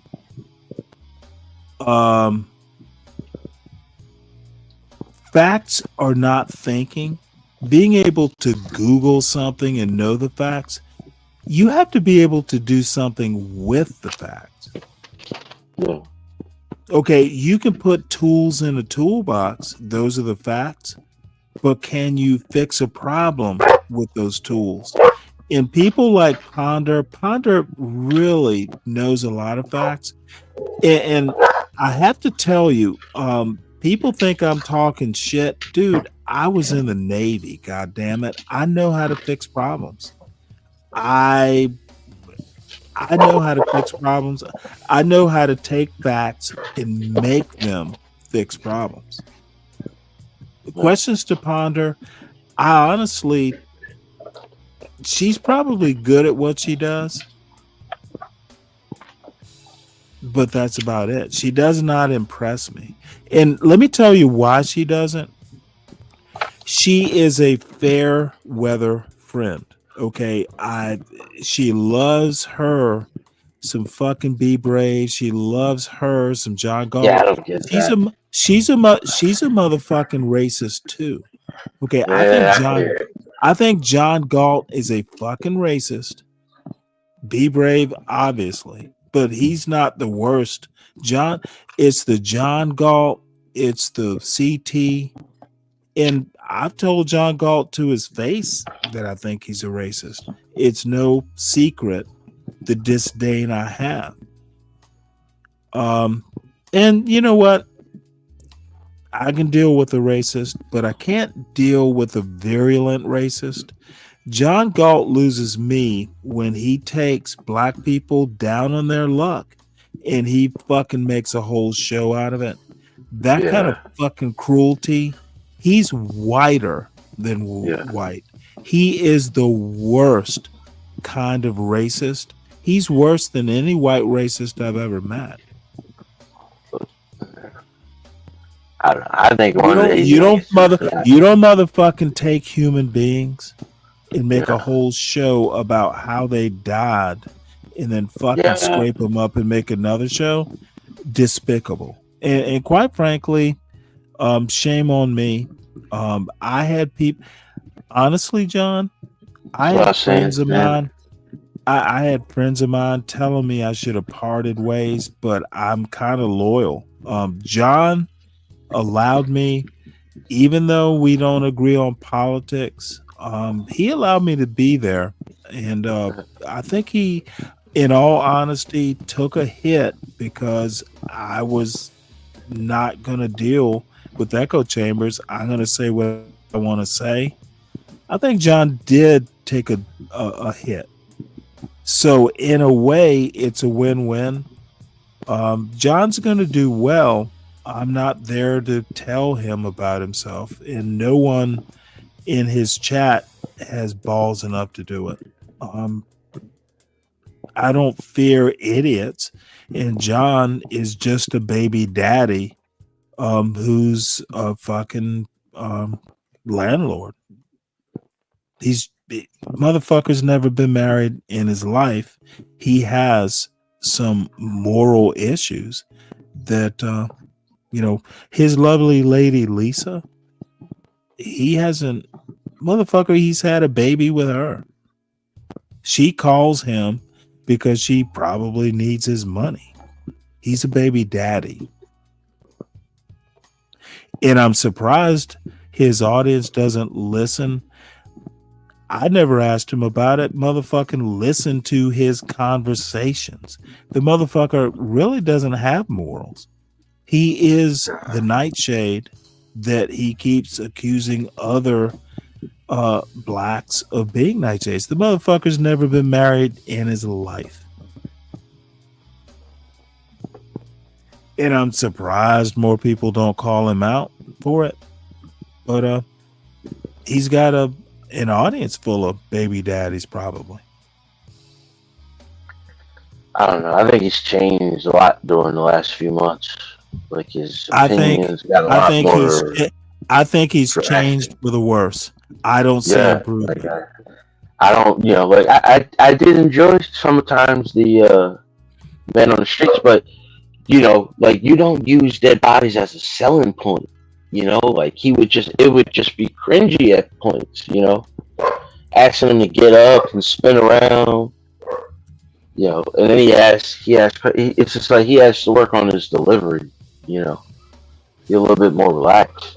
Because like some of this stuff, like you'd watch it and you'd be like, all right, yeah, this is fun, and then all of a sudden it gets crazy. He starts getting more and more drunk, And then I'm thinking like, damn, how's this motherfucker about to ride home on this bike drunk like this?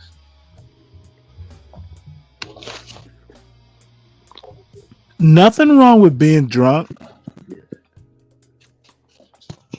Nothing wrong with being outrageous. But when you're home or when you don't have to,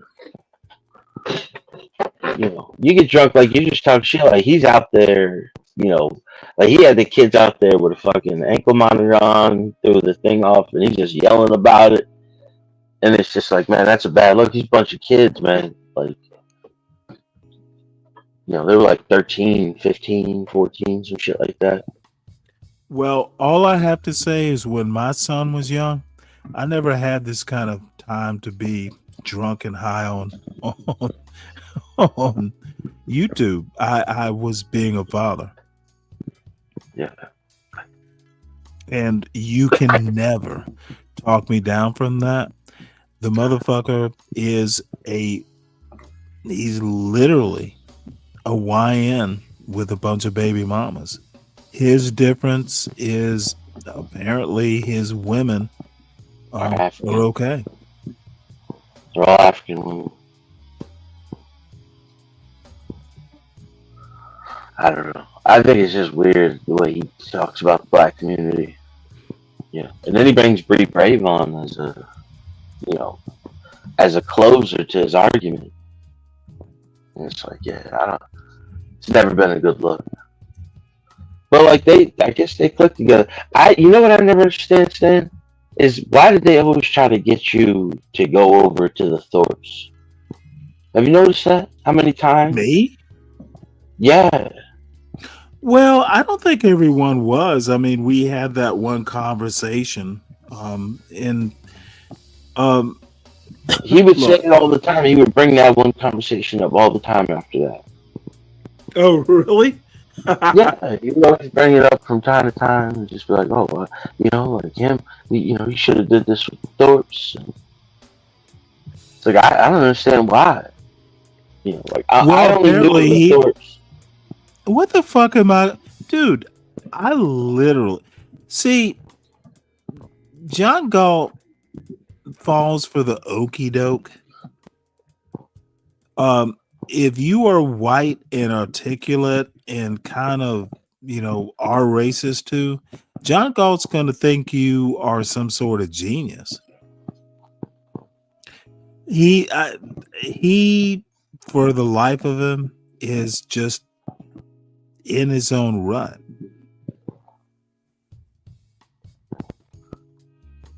Yeah. It's just every time somebody's done talking, he's just like, see, this is what I'm talking about. No. John Galt is a good John Galt, but you kind of lose me when you don't use your real name. John Galt is using an Ayn Rand novel's character. John Galt is literally a problem, and mostly to himself.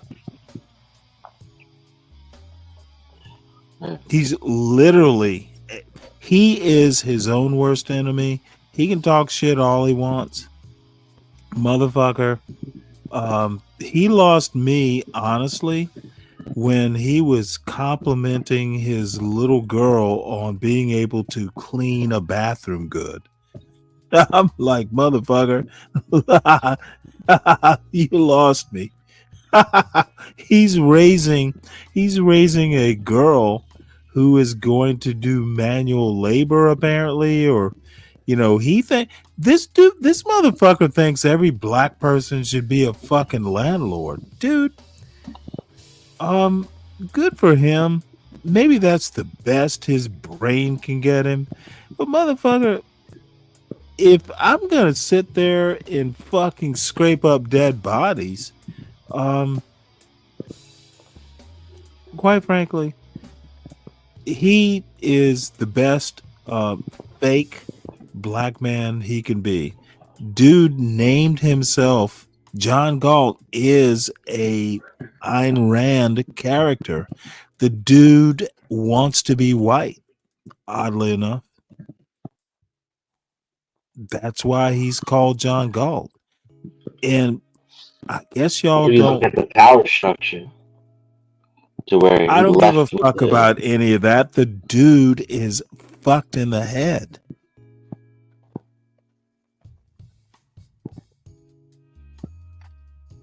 John, you read that book, right? Shit. The Fountainhead and Atlas Shrugged, I read them both. I'm gonna be honest with you. I watched the movie Atlas Shrugged, right? So John Galt was the main character, right? Who left with the invention before he finished it. Okay, nobody gives a fuck about any of the movies. My bad. Well, no, what I'm trying You're the guy to to talk say to is about it. think of a motherfucker from the ghetto in Alabama calling himself John Galt. Dude, you see that Stanley cross my channel? I literally use my own name because I'm not ashamed of who I am and how I was raised. John Galt has a serious mental problem. Now, I'm not a psychologist. It's my opinion. The motherfucker is calling himself after a fictional white man who is literally a Superman while failing in the ghetto, while he thinks all black people came from the ghetto. He did a show the other day. He Be Brave and someone else, maybe it was CT. They know the truth. They're truth tellers. Motherfucker, that is the dumbest thing. So, anyway, I've gone way too far. John Galt can afford to be his own problem. That is a good thing. Yeah, it's a good problem.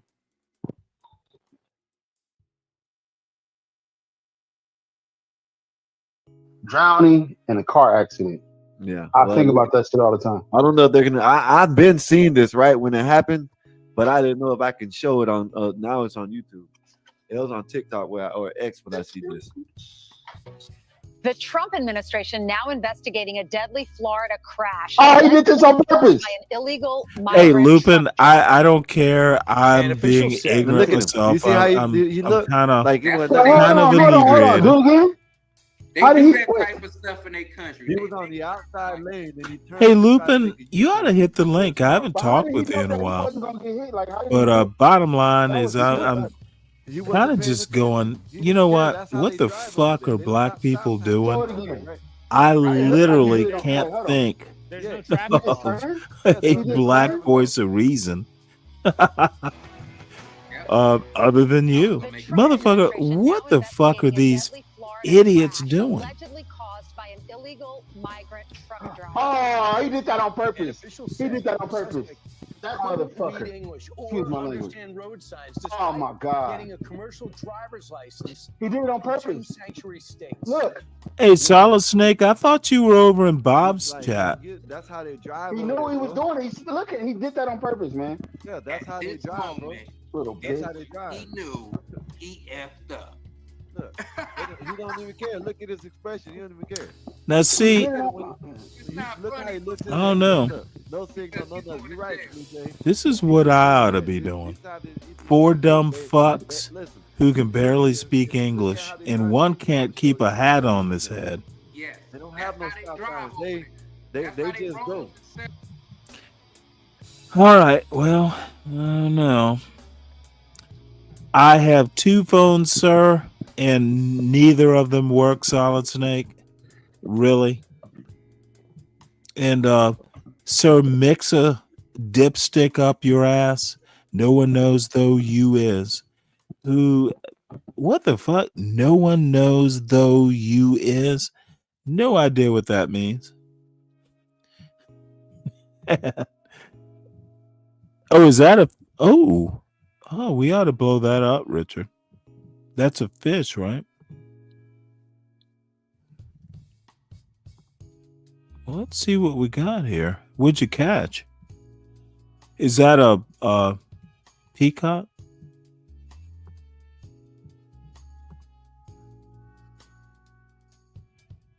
Ooh, nice.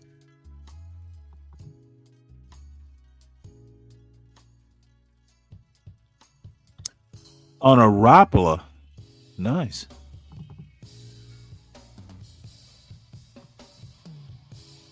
Hold on one sec here. Richard, do you mind if I put it up on the big screen? I'm looking at your channel.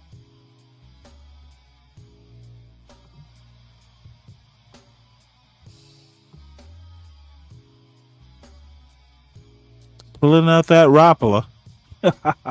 Good for you.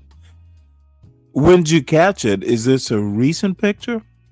Let's see. Dude, you got to use your fucking fingers. That's...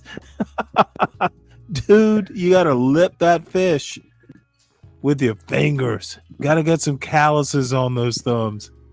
I'm just fucking with you, Richard.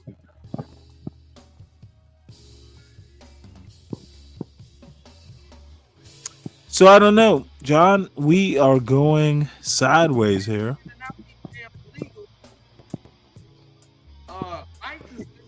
He had a license. I don't know. Is that Rapala has a treble hook, Richard? Well, I think they all do. I don't think I've ever seen one without a treble hook. All right, y'all ready to let me play some more?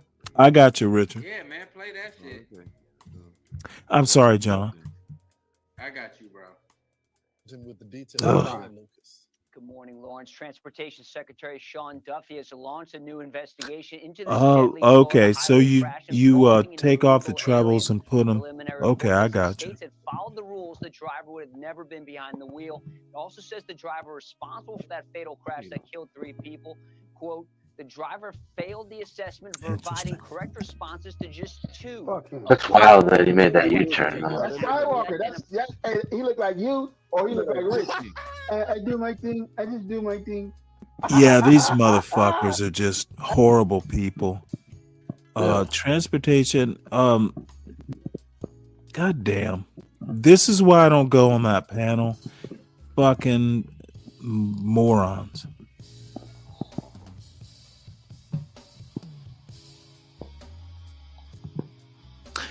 I don't know. I may have to fucking do a bigger separation. Yeah. All fucked up, man. I'm trapped in the dark here. I'm hoping another 20 minutes the fucking electric will be back on. Motherfucker. Are they giving you alerts? Last time I checked, it said 7:30. The gas should still be on. Okay. What you are you gonna grill out? Nah, I'm just gonna make some whatever. No, I remember this. This is so many years ago. We were living on the mountain. My wife and I and Trevor, my son. So, we had a transformer down the road, and I lived on a 1-lane gravel road. This motherfucker was on top of a mountain, and sometimes when the thunderstorms came in, it was like fuck, it could be scary. So we had a transformer get zapped, and the way the power grid worked, if I came out of my house the front door, the right side of the street or the road, including my next door neighbor, had fucking power, and the other side didn't. And there were maybe 10 houses on this 1 lane. So you know what? My wife and I, we had to take all the shit. That power was out for a fucking week. But luckily, we had a gas grill, and we just cooked everything in the fucking freezer. It was fine. I fucking love living in the rural. Nothing went to waste. It was fucking awesome. Actually, it was kind of sad when the power came back on. But it took a week. That transformer took a zap so bad that the whole fucking transformer fell off the pole. It was like, what the fuck? So anyway, if you got gas, you'll be fine. That propane worked out for me. Yeah. But I gotta get out of here, Stan. But it was great talking with you, man. It's a pleasure coming up. Well, it was always good talking to you, John. So I'll be I'm not listening. going to be much up longer. All right. It I'll see you was tomorrow. a pop-up show, and I love dealing with ignorance like Solid Snake and Mix Stick bring up. Gotta deal with that kind of nignorance. I'm gonna call it nignorance. I might have to use that as a show. Niggers who are ignorant are nignorants. It didn't land. All right, John. Ignore my ignorance right now. Well, I appreciate you, Stan. Appreciate everybody. I do. I appreciate you. You too, John. Salute. All right, man. Have a good night. You too. Well, folks, my partner in crime has. If no one else wants to hit the link, I can fold this up. I will try to be on. Can't figure out. I'm trying to figure out whether 5:45 or 6:45 is better. And you can't just call everyone ignorant and get away with it. It's okay. We all right. Is you okay? You can make the truth. They're illegal now. Report them to ICE. Yeah, man. That's sad. Lady Carl. You know what? I'm sorry about that. Yeah, they should have. I think we're done for the rest Drop of his that life. name and get that 5,000. I mean, I'm not For your trying to. people. I'm not trying to Yeah. report anyone to ICE. I'm not trying to. As a white boy. As a white boy Yeah, that lives in the hood. these I'm not trying motherfuckers to report just- anyone to ICE. as I'm a not trying to white get boy. anyone in trouble. But man, especially if you're here It's just a illegally, price you tag. know, that ain't right, man. That ain't right. If you're Hold up, here hold up, illegally y'all. and you're committing Hold up, crimes, Austin. oh sorry. Yeah, man. Big salute to Ryan Baldwin. Well, man. Richard, Appreciate you you're coming through, man. you're pretty you savvy. run the show by now. Is You know what I'm saying? Right. is 5:45 better or 6:45? I will take your advice. 6:45 works better for me because I get more sleep.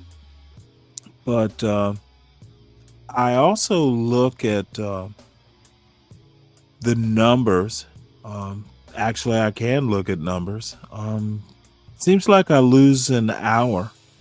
So, Richard, I will ask you, 5:45 or 6:45 Eastern time, which is better? And don't base it on your sleep schedule. You would get more sleep. Okay, well, sleep it is, and we'll do a bonus hour. But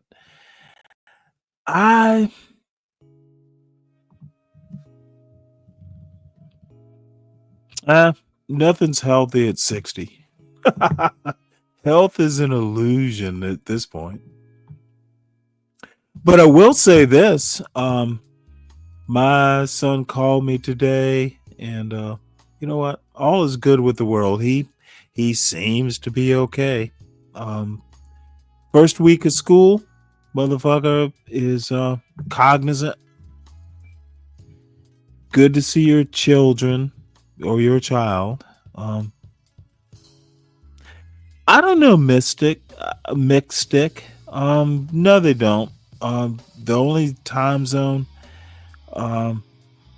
I'm on the East Coast. Everyone else knows where it is. They get to join when they get to be awake. Austin, what's I'm your looking at Adam Adam in his gas mask. He's holding up his gas mask in the Discord. in the Discord? Yeah, go look at it. He took a picture in the Discord with his gas mask like this. Adam, bring your ass up here. What are you doing? Adam on some other shit, boy. Adam is crazy, man. Hell yeah. Austin, what's your question? Ryan said, I'm here. It's the Skywalker. I'm here in CT's. It's fire over there. At the moment. Oh, okay. At the moment. Okay. What yeah. are they? Okay. All right. I'm not even gonna ask what they're talking about. I know. They had 111. They had doctor. They had all them people up there. So you know it's gonna get kind of, you know what I'm saying. Hey, Kev, I'm telling you, man, we the talk of the town over here. You got to watch what you say over here because you might go viral. They were talking about you. Yep. They were talking about you. Petty, they saluting you, Petty. Oh, you saluted in the chat. Yeah, man, shit. But let me finish playing this video and see what they talking about. Cause Trump doing it wasn't this. Hold up, wasn't this already supposed to been done? Where they were making you know how to speak English to do the CDLs and shit, the truck drivers, or this now they're really pushing it. Or do you think now they're really pushing it, or it wasn't in effect yet? I mean, you would hope you would English to get a license. Period. Yeah, that's over there in California, shit. But all look at science in America is in English. Ain't nothing. That's our official language now. Trump made it officially our language. Yeah. So. Yeah. But what I'm saying if you can't is speak also, English, you shouldn't be able to get a license. But also, I mean, but not officially. When you fly on a plane, no matter when you're talking to the air traffic controller or the pilot or anything, they're always speaking English. You know, that's the international language. Yeah. It's not a racist thing. It's not because white people think they're better than anybody. It's just because that's the baseline. You know what I mean? Like when you go to the store, you pay in dollar bills. You don't pay with gummy beans. You know what I mean? Yeah. Let me see what this finish this video out right quick. Oh yeah. It ain't gonna be right quick, but it's gonna be. We'll see what they talking about. Austin, that was a nice little walk you just had. About 45 minutes. Oh yeah, not too bad. Yeah, we already know that, Blue Jay. That's why we're trying to say they need to get their asses up out of here, man. I know we still talking about it, but look why we're still talking about it. You know what I'm saying? It ain't matter. It ain't nothing towards you, Blue Jay, but you're right. Constitution was written in English.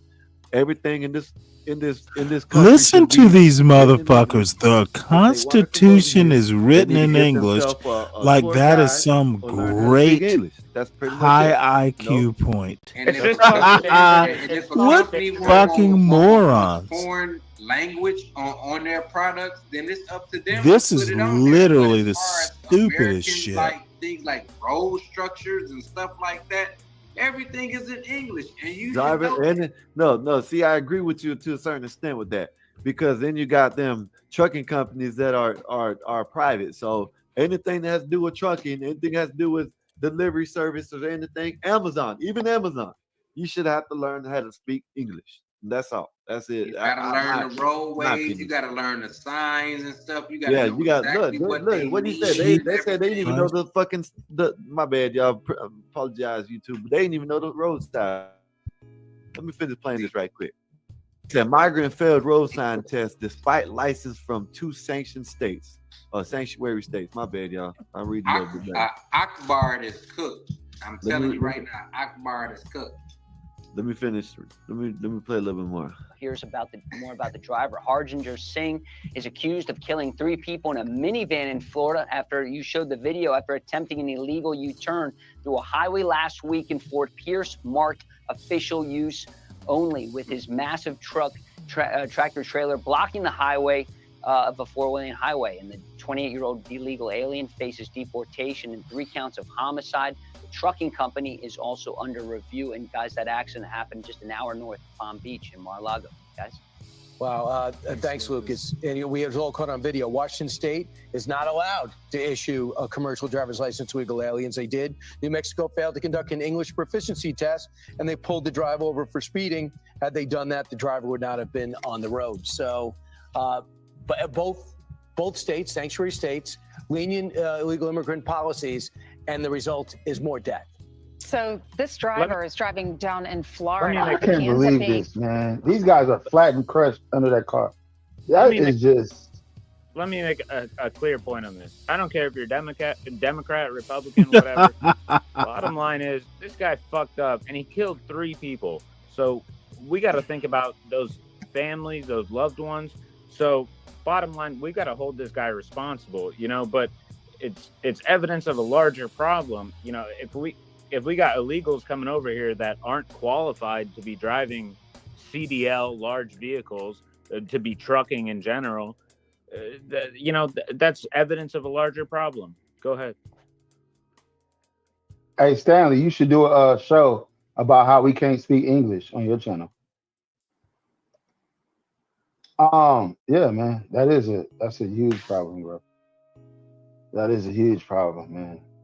Yeah. Huge problem. Hey, man. Hey, Skywalker, what you over there doing, man?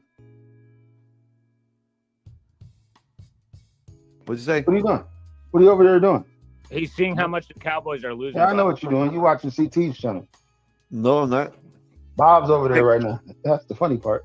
Texas. Yeah, You sure. see what I text? Oh, you did text me. Okay. Yeah. Oh, yeah. Uh-huh. Hey, man. It is what it is. Big dog status. I got to get my left. But they still need... Huh?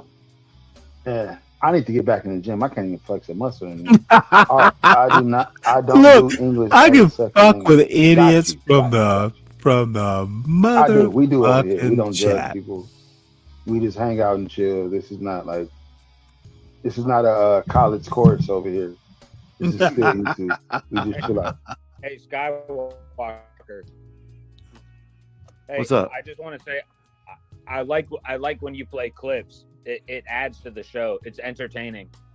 Yeah, I do. I try to do this as much as I can, but then I get rude ass people up here, and they like to interrupt me. There ain't none up here right now, but you know what I mean. Petty's kind of Petty. I think Petty I think he just needs some earbuds so he can hear when we're talking.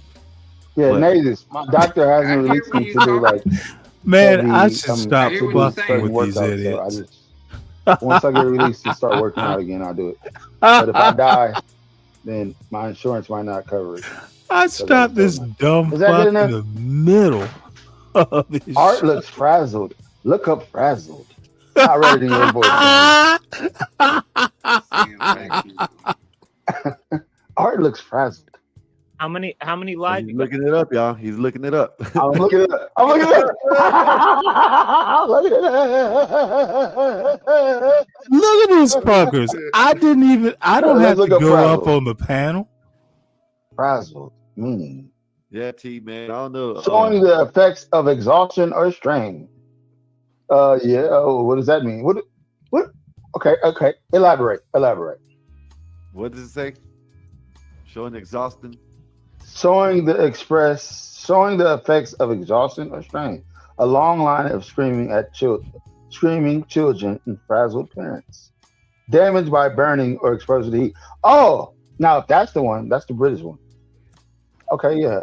If I go out in the sun, dude, I look like I'll be burning. Art always talking extra. He just wants me to stop talking about. Let me finish playing this video. I see what else I they do. can't hear y'all and shit. That was a guilt trip, T. I just wanted to guilt Natus real quick. Go ahead. Arrested in the state of California. So did he drive all the way across the country? If you get an illegal driver's license in a state that allows this, you drive all over the map, and he's being charged with killing 3 people, a 37-year-old woman, a 54-year-old man who was from Miami, then a 30-year-old driver of that car, of that minivan. You could see in the video, the minivan. Why are we just still watching before this? it hits, so obviously they're alive. And as soon as it hits, 2 of them die there on the scene. One was transported to the hospital, and the driver, if you are in an accident, have you ever been in an accident? You get so nervous. You have a reaction. Well. The driver didn't even have a reaction, just looks back and sees that the minivan hit him, did a Right. U-turn in the middle of the Florida Turnpike. Well, no reaction. You know what? People You die actually immediately. kind of have a point So there. you see I- the medical work. Hey, Stanley, man, why don't you come on panel, man? Stop this video. I don't want. All right, we got it. We get it. All right. Come on, Sound man. like he was mad that he hit him. Hey, all right. Right. Yeah, right over here on your right side, there's a little arrow that looks like that, right? On my right side. Yeah, on your right side. You see it? It's my right hand. Where's the arrow? You see Up it's or like down? a little triangle thing. It's to the side like this. Where? Next to where the comment is. Comment section is the comment box. You see it? But it's Hit going it that right- way. Hit it right quick. It says hide panel. Okay, bam. There you go. I don't want a hide panel, nigga. I bring the panel back, motherfucker. Fuck you. Get you to hide the All damn right, thing. Stanley, please, Stanley, sir. Would you like to come up on the panel and join us? I gotta speak good English for him. We will try to speak the best English we can possibly speak. Man, hey, listen, y'all don't like how I speak. Listen to this moron. Well, we're talking about Skywalker here. Right.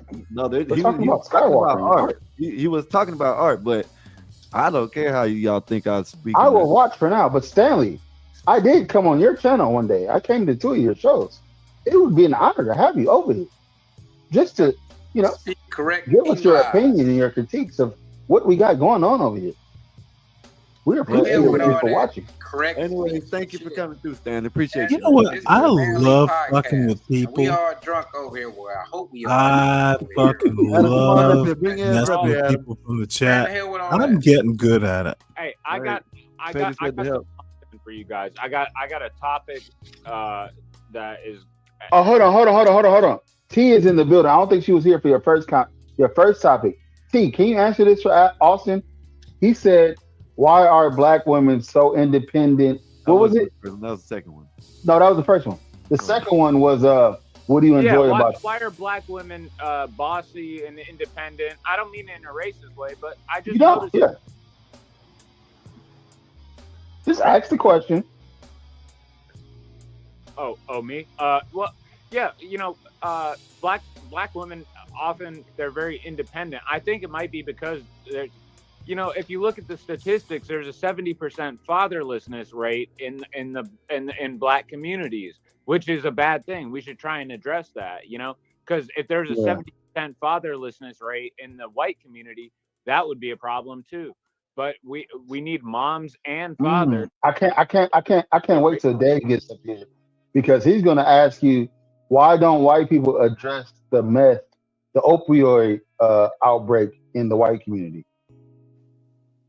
I was gonna say for that's another dudes like problem. him to stay off. That's a problem. That is a problem. But we don't have to go back and forth, tit for tat, race for race. But I get what you're saying. That's a great question, man. No, it's not really about black women, and it's not about their I know. It's not about. Well, black folks, women, it's you know about what? I guess I am just attitude, kind of because, doing dumb like, shit here. White women, Asian women, Yeah, they're very Calvin, submissive. They don't really talk back, but black women stick up for No, themselves, and they act these strong, are and if literally you act stupid, they'll beat the shit out of you. So, they are four people sorry, on a panel, That's perfectly and fine to say. they That's are perfectly fine. literally not up to code. DJ Calvin, Mike you know from what? Boston I'm says just we being an shame that behavior. asshole. Where are you shaming at? I am being an Where do you asshole. shame it at? So. I don't see. Well, maybe in my world, I don't see the shame.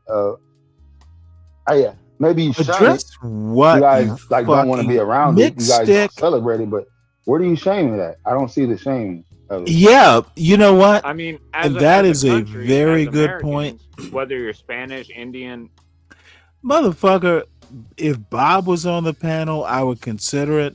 These fucking morons. Why would I go up on a panel? I always say, same thing with CT and Bob. They're actually like smart people. Their panels are the problem. Bob is fine. His fucking dumbasses on the panel or why I don't go up there.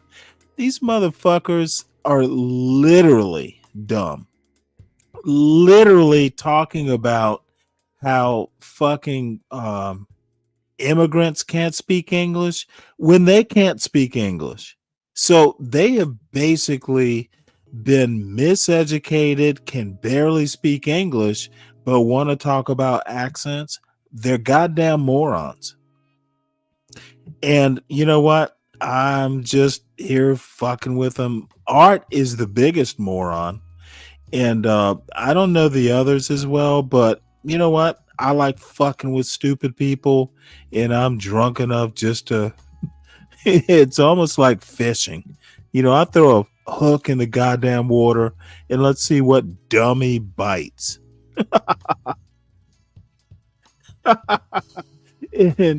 and Sir Mix-a-Not, fucking run along.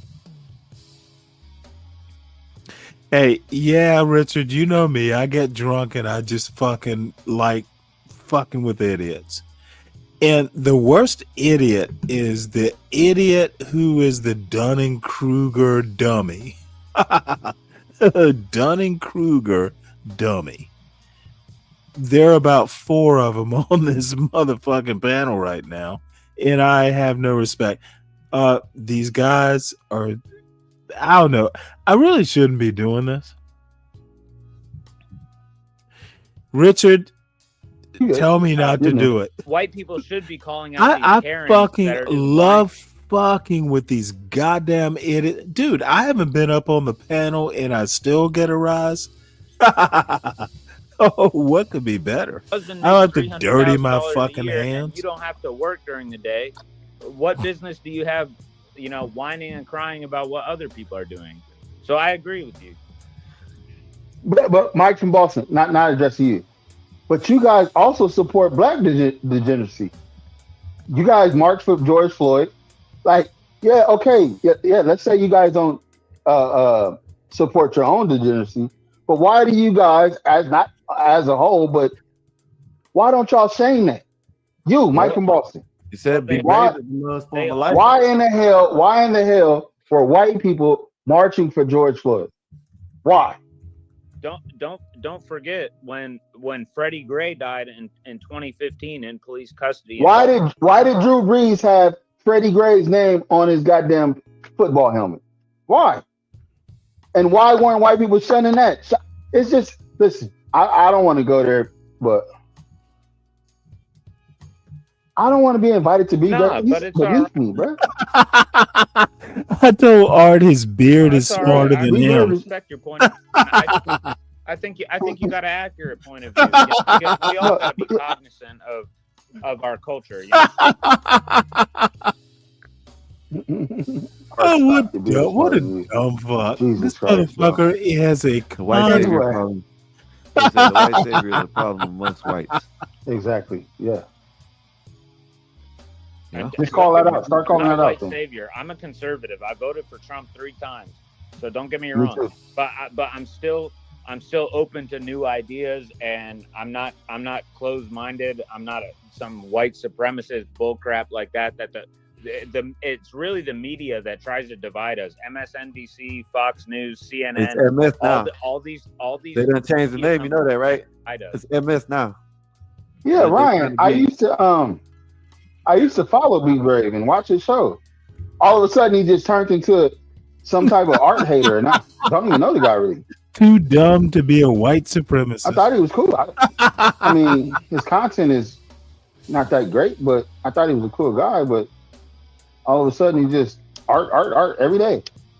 Him and John go, something about art. Art needs to fix this. Art does this. Art said that. Oh, art I'm did this. Art is doing that. It's like, what the hell are you talking about? Weak-minded motherfuckers. Stupid. I sense the your channel's weakness. still growing. So fuck That's him. what's happening. Let's go, man. Y'all get them likes up, man. That's what y'all do for us, man. Get the likes up, share the video, subscribe, and become a member. Appreciate everything. There's another thing y'all can do. Go ahead and hit that Cash App if y'all want to. And hit the Super Chat. We really appreciate that. It's going to help us out over here with all the things we need to do and, come in. Brian, I'm not hating on B Raven. It's not like I have a problem with him. I wasn't talking. Confused of where all the earth talk, and we're done talking about him. Let's just move on. Yeah, I wasn't talking.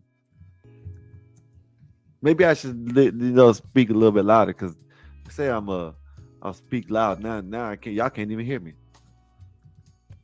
Do you think you ignore me? That's what it is. What'd you say? No, these motherfuckers are begging for money. Did you say hi, panel? I wrote, "Where's Bob to add IQ points to this panel? Is this welfare?" Let me handle this. Thank you, Cat. With the $1.10 Canadian. Appreciate you, Adam, for the support. I don't know what it was for, but we appreciate you. Thank you, sir. I gotta look and see because this shit ain't working. Go ahead. Nah, go ahead. I gotta use the restroom. Yeah, I got Hey Skywalker, I got a story for you, bro. Go ahead. I need the Oh, this is free sad. space to talk about it because a little bit of a story, but I'll tell you what. I'm an Instacart driver, right? I've been an Instacart driver for 2 years. 2 years. I got over 450 deliveries. I got an order today, the biggest order I've ever got. It was for 40 gallons of milk and like 20 gallons of like almond milk and all this Jesus stuff. fucking Christ. So the delivery instructions say I'm Jesus delivering to a God. business. So the delivery instructions say knock on the back door. So I knock on the back door. This guy comes out yelling at me. He's going crazy. He's saying F you, get the F out of here. It was Diddy. He was going nuts. And then he pulls out his phone and goes on speakerphone and calls the police department. He tells me to get the F off his property. I said, I was nice. I never raised my voice. As you know, I'm not, you could tell by the demeanor and, the way I present myself on this channel. I didn't do anything wrong. I never cursed at him. And he starts posturing. He starts posturing towards me like he wants to be. Listen to this So motherfucker. I don't believe this goddamn the lie. milk that I was dropping off, he kicked it and broke one of the milks. So a gallon of milk was like spilling all over the road. But so I get back in my car, I drive back because what Instacart tells me to do is if you have an issue like that, you got to return the product to the store. So I take it back to the store and they say, we can't accept this product back because obviously it's milk. It's been in my car. So, that's not like food safety, sanitary, healthy, So they said, the store said, we can't refund it. We can't return it. So call Instacart back. So I call Instacart. Instacart tells me, to either destroy, like throw away, or to donate the product. So I sat out in front of that grocery store, and I don't live in the most affluent area. So there's a lot of people of different cultures. They are literally letting black him people, white people, drone on. there's a lot of poor people around here, and food is expensive. So I sat in front of the store for 30 minutes handing out these gallons of milk because my refrigerator in my apartment can only hold 4 gallons of milk, so I gave away most of this food, but I just don't understand this guy's aggression towards me when all I was trying to do was deliver this stuff to his business. But yeah, that's the topic. You guys go ahead. Go ahead, Petty. Oh my Lord. So God damn it. Yeah, what was what were we trying to like what we got to answer? My topic was why was this guy so bent out of shape when I was just trying to do my job and make a delivery? That's my question. But if it's a bad topic, move on. He probably needs some pussy or something. Old lady left him. Anything. We don't. I don't know. Shit. We'd have to see it, I guess, like a video of it. That's what you need to start doing. Go ahead and video them shits when you go. Yeah, you should have recorded it, and it would have gave us a better visual because I couldn't visualize it. The tragic part was the milk that was spilled. That was tragic. Listen to this motherfucker. You know what? There is a reason. But Lord. They told me they said either throw it away or donate it. So I went out in front of the store and I said, "Look, my response was, let Waphead hat go next." This motherfucker, with the hat. Their first language is Spanish. The hat is talking. But I still gave it away. I said it's still good, So I tried to do. Next time, call Skywalker. He'll translate it for you. Yeah, probably. If you can read it. I gotta fuck with these people. You gotta get up out of me is what it says on the That's only gonna work if it's Spanish. But y'all noticed, right? Spanish. Hey, y'all noticed I threw some words up here on the screen yesterday. They couldn't answer it neither. What was that? What was that for? Yeah. Oh, we got it back. We greened up now. Appreciate you, David. Whoa, what is he talking about? Wife and see how many times she's What the fuck? pooped today. Why would I want to do that? Why would you want to do that? What's wrong with ladies? It's kind of like, damn, Daisy. I'm out. I didn't say that. He said, I'm out of nothing. Thank you. Anyways, Nate, appreciate you. Man, Petty, you up out of here for adding on that one, huh? Well, hey, a view is a view. A view is a view, Stanley. Hey, Skywalker, let me ask you. What's is up? there an app on your phone you could download for what's it called? StreamYard? Read that. Yeah, no, I don't think StreamYard has an app, does it? I don't think Skywalker. so. I don't think so either. Read that. He said nasty. Hold up. Oh, okay. Never mind. I'm looking at some. Oh yeah, you got to read this. Lady Carr said, "Gotta watch out for the diverticulitis. Diverticulitis. Can't even goddamn read. There you go. Jesus fucking The Christ! blockage. You know what Why didn't you have I read it? He probably didn't know what the hell it said. You diverticulitis? said It's something. a folded bowel, you fools. I'm not the only one. Yeah, diverticulitis. Huh? Oh, What now does that you know- mean? Now you know what it means. The blockage, I don't know. I don't even know. aka bowl blockage. Haha.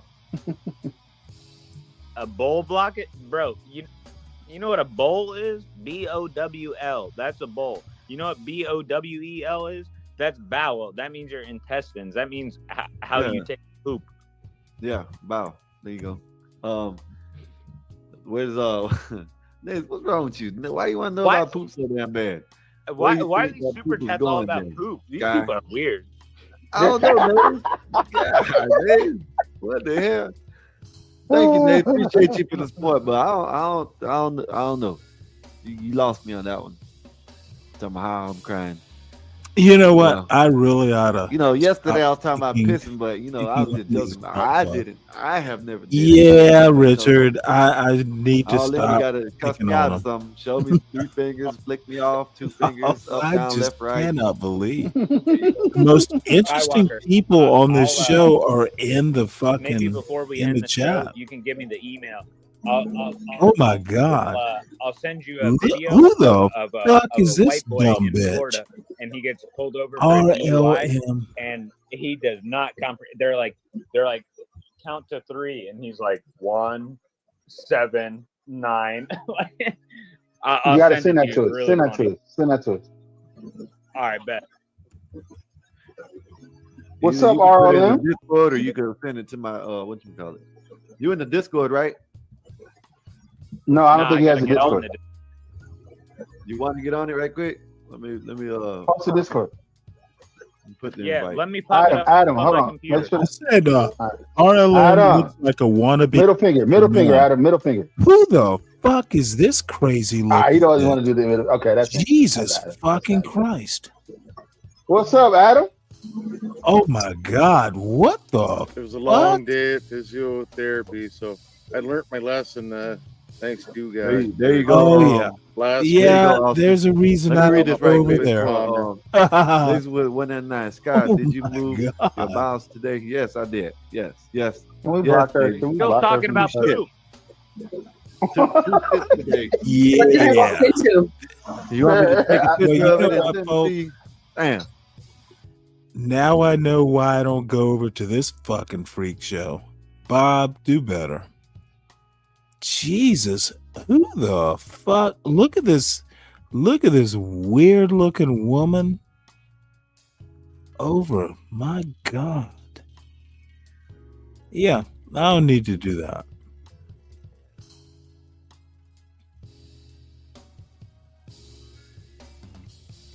Oh my God, but yeah, Richard, but goddamn.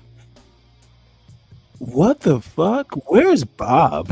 Where's Bob? Yep, 100%. You are To what you eat. clear these abnormals. It's That's a good, fucking abnormal. It's not him. Oh, it's not him. What are you talking about? What happened? What I missed? Hey, Skywalker. What's up? How long do you guys put on the show for? I know it starts at 6:30. I tuned in at about 6:45, but Anywhere from 1 to 10 hours. We'll probably be up until like 3 o'clock in the morning. Well, you know what, I'm motherfuckers? down. I will never. If you want a little bit of content, I'll bring on my girlfriend. She's a full-blown Filipino. I am so and, sorry. We can goof on her. I will I don't want to goof on fucking fail because I can't do this. Hey, bring her on up. Yeah. We'll put Art in the lounge. Right. Let him sit back there. How much does she weigh? She weighs like Really 110 pounds. touching the red Oh lips. wow! You got a real one. A real Wow. Okay. Yeah. I'm about to say she All probably right. about Well, 110, you know what? 115 I have to You leave guys- the hey. circus. Depends Oh, wow. how much she eats. Though she eats like a grizzly Vibes bear. and Though. CTs. You know what, And you motherfucker? said she's 45. I Yeah, think she's I'm 45. done with the circus. Okay. passport, All bro. right. Did you bring I'm her? just trying to give you guys content. That's all. You Yeah, brought- man. Appreciate you, man. Damn right. Motherfucker, did you hear this fool? I'm just trying to give y'all content.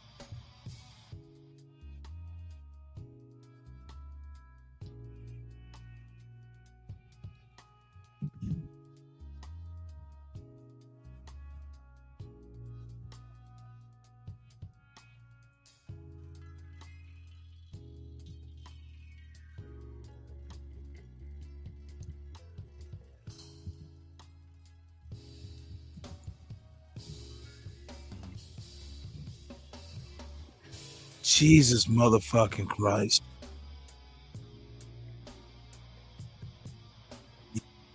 I think we're done. All right, folks. Well, I actually have to. You know what? Are they on? I would definitely watch Ava. Rick, you got to rinse, drop the link. Otherwise, I actually do. I have to, like, I don't fit in with the Bob crowd. So we go.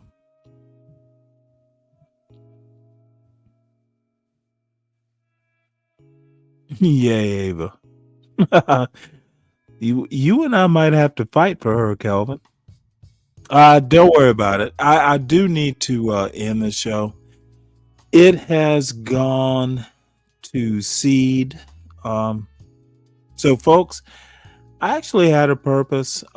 It was to point out that most of the dumb fucks, like on Bob's panel, honestly don't do the hard work to actually understand the culture they live in.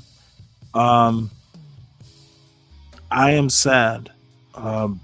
Bob's panel, CT's panel, John Galt, Solid Snake, these are some fucked up motherfuckers who revel in their loud mouths and their empty heads. So that's my point. And I actually, with my old stupid ass, actually just took AI and did something with it, which is kind of sad, to be honest. But anyway, I'm out. Dave, unless you can tell me why I should not end the show. But hey, look, let me be an old man and show y'all. It is so simple. It is so stupid. But I literally fucking needed an intro and an outro.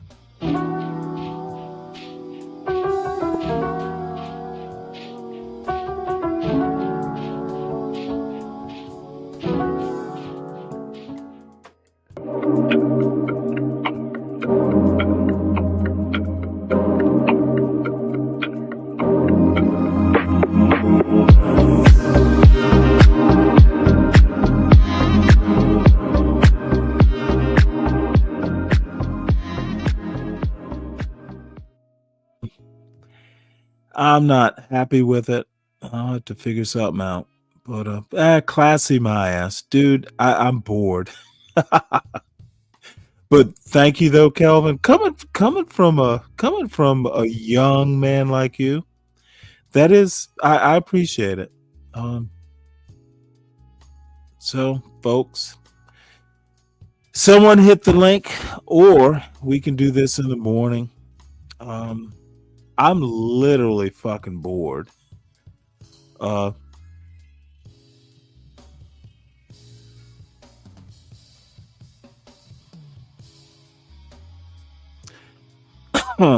Be brave. Let's see. Let's see what these morons have going on. We watched it, but this is like down home stupidity. Some of her hyperbole. Oh, That's they're what I'm listening, looking they're still at, listening because to this I definitely dumb did not fuck. look at it with that much nuance as a 17-year-old. I will say. I read it Yeah, I kind of how it can't do was, and this I thought down at times home. it was like These seemingly little. motherfuckers are Because I don't know. I dumber do think we than do a have to work fucking together with people, right? Fuddruckers hamburger. Why can't people just tell them that they're fucking stupid? Literally know nothings. You know what? I'm just getting more vitriolic. Nuck if you buck. No idea what that means. Oh. Well, no, well, Richard, they still have Fuddruckers, right? Fuddruckers has like fucking half-pound hamburgers that you can kind of cook yourself, but they don't motherfucking season the meat. At least the last time I was there. So you get a pound of fucking dull tasting fucking hamburgers, and the only taste you get is from the fucking toppings, dude.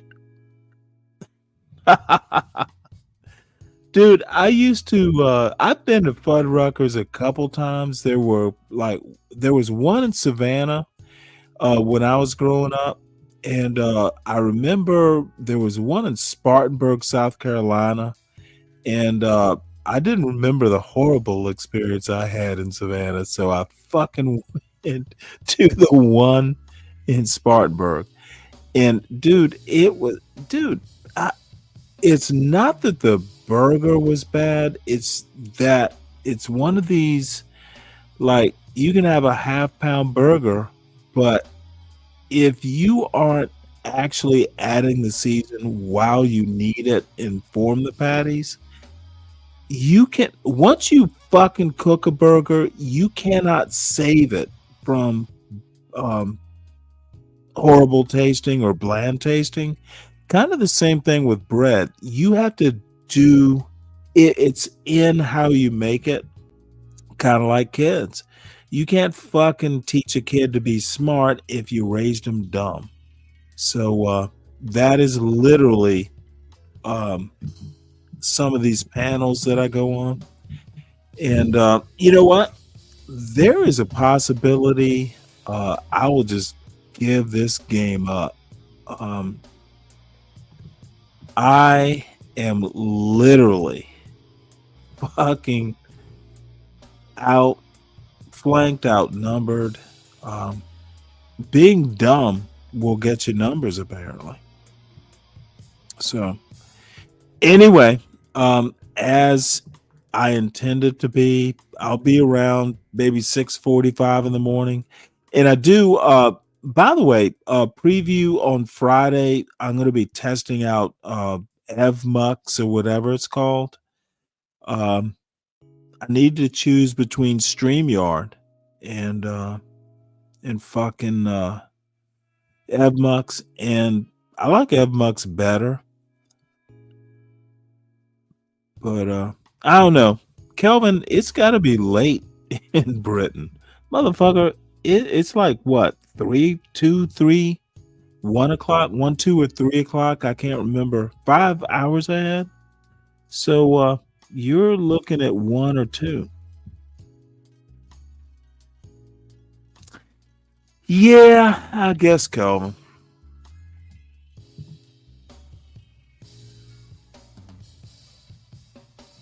I think the way you put it, it is just a hobby, but goddamn. Playing video games, motherfucker, get some goddamn sleep. Don't you have a job? But I guess I'm kind of playing video games too. Hearing these, dude, you know what? I'm going to have to do a John Galt here. I'm so motherfucking disappointed in we black Americans. Jesus fucking Christ. Stop depending on the white man to tell you about the black man, motherfuckers. Y'all are literally depending on fucking Be Brave to tell you about black culture. God damn it. And not you, Calvin. You don't live here. But dude, I'm so motherfucking disappointed. So I am going to cook dinner. I have to reprocess in the morning. Oh, you're on holiday? Well, good for you. Oh, that's right. It is August.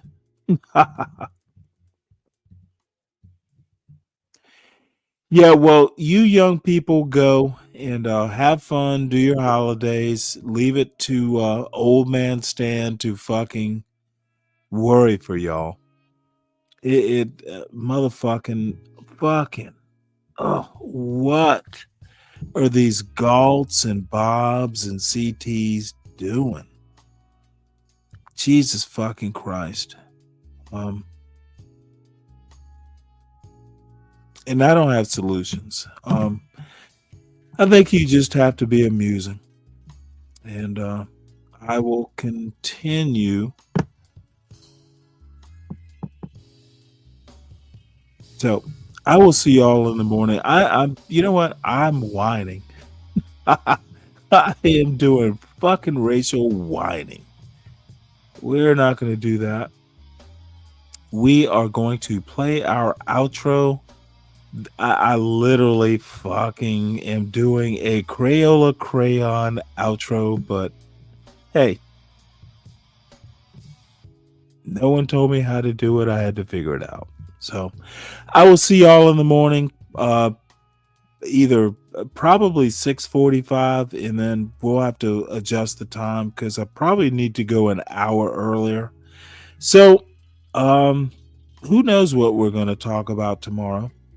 But Rich, Kelvin, Slick Rick, John Strives, who had the balls to come up, and he's always good to talk to.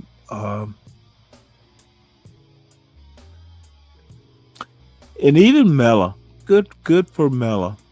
She tends to be her own dumb self, but she's a brave dummy. And I bet she's in the audience. I can explain why I think she's dumb at some point. So see y'all in the morning.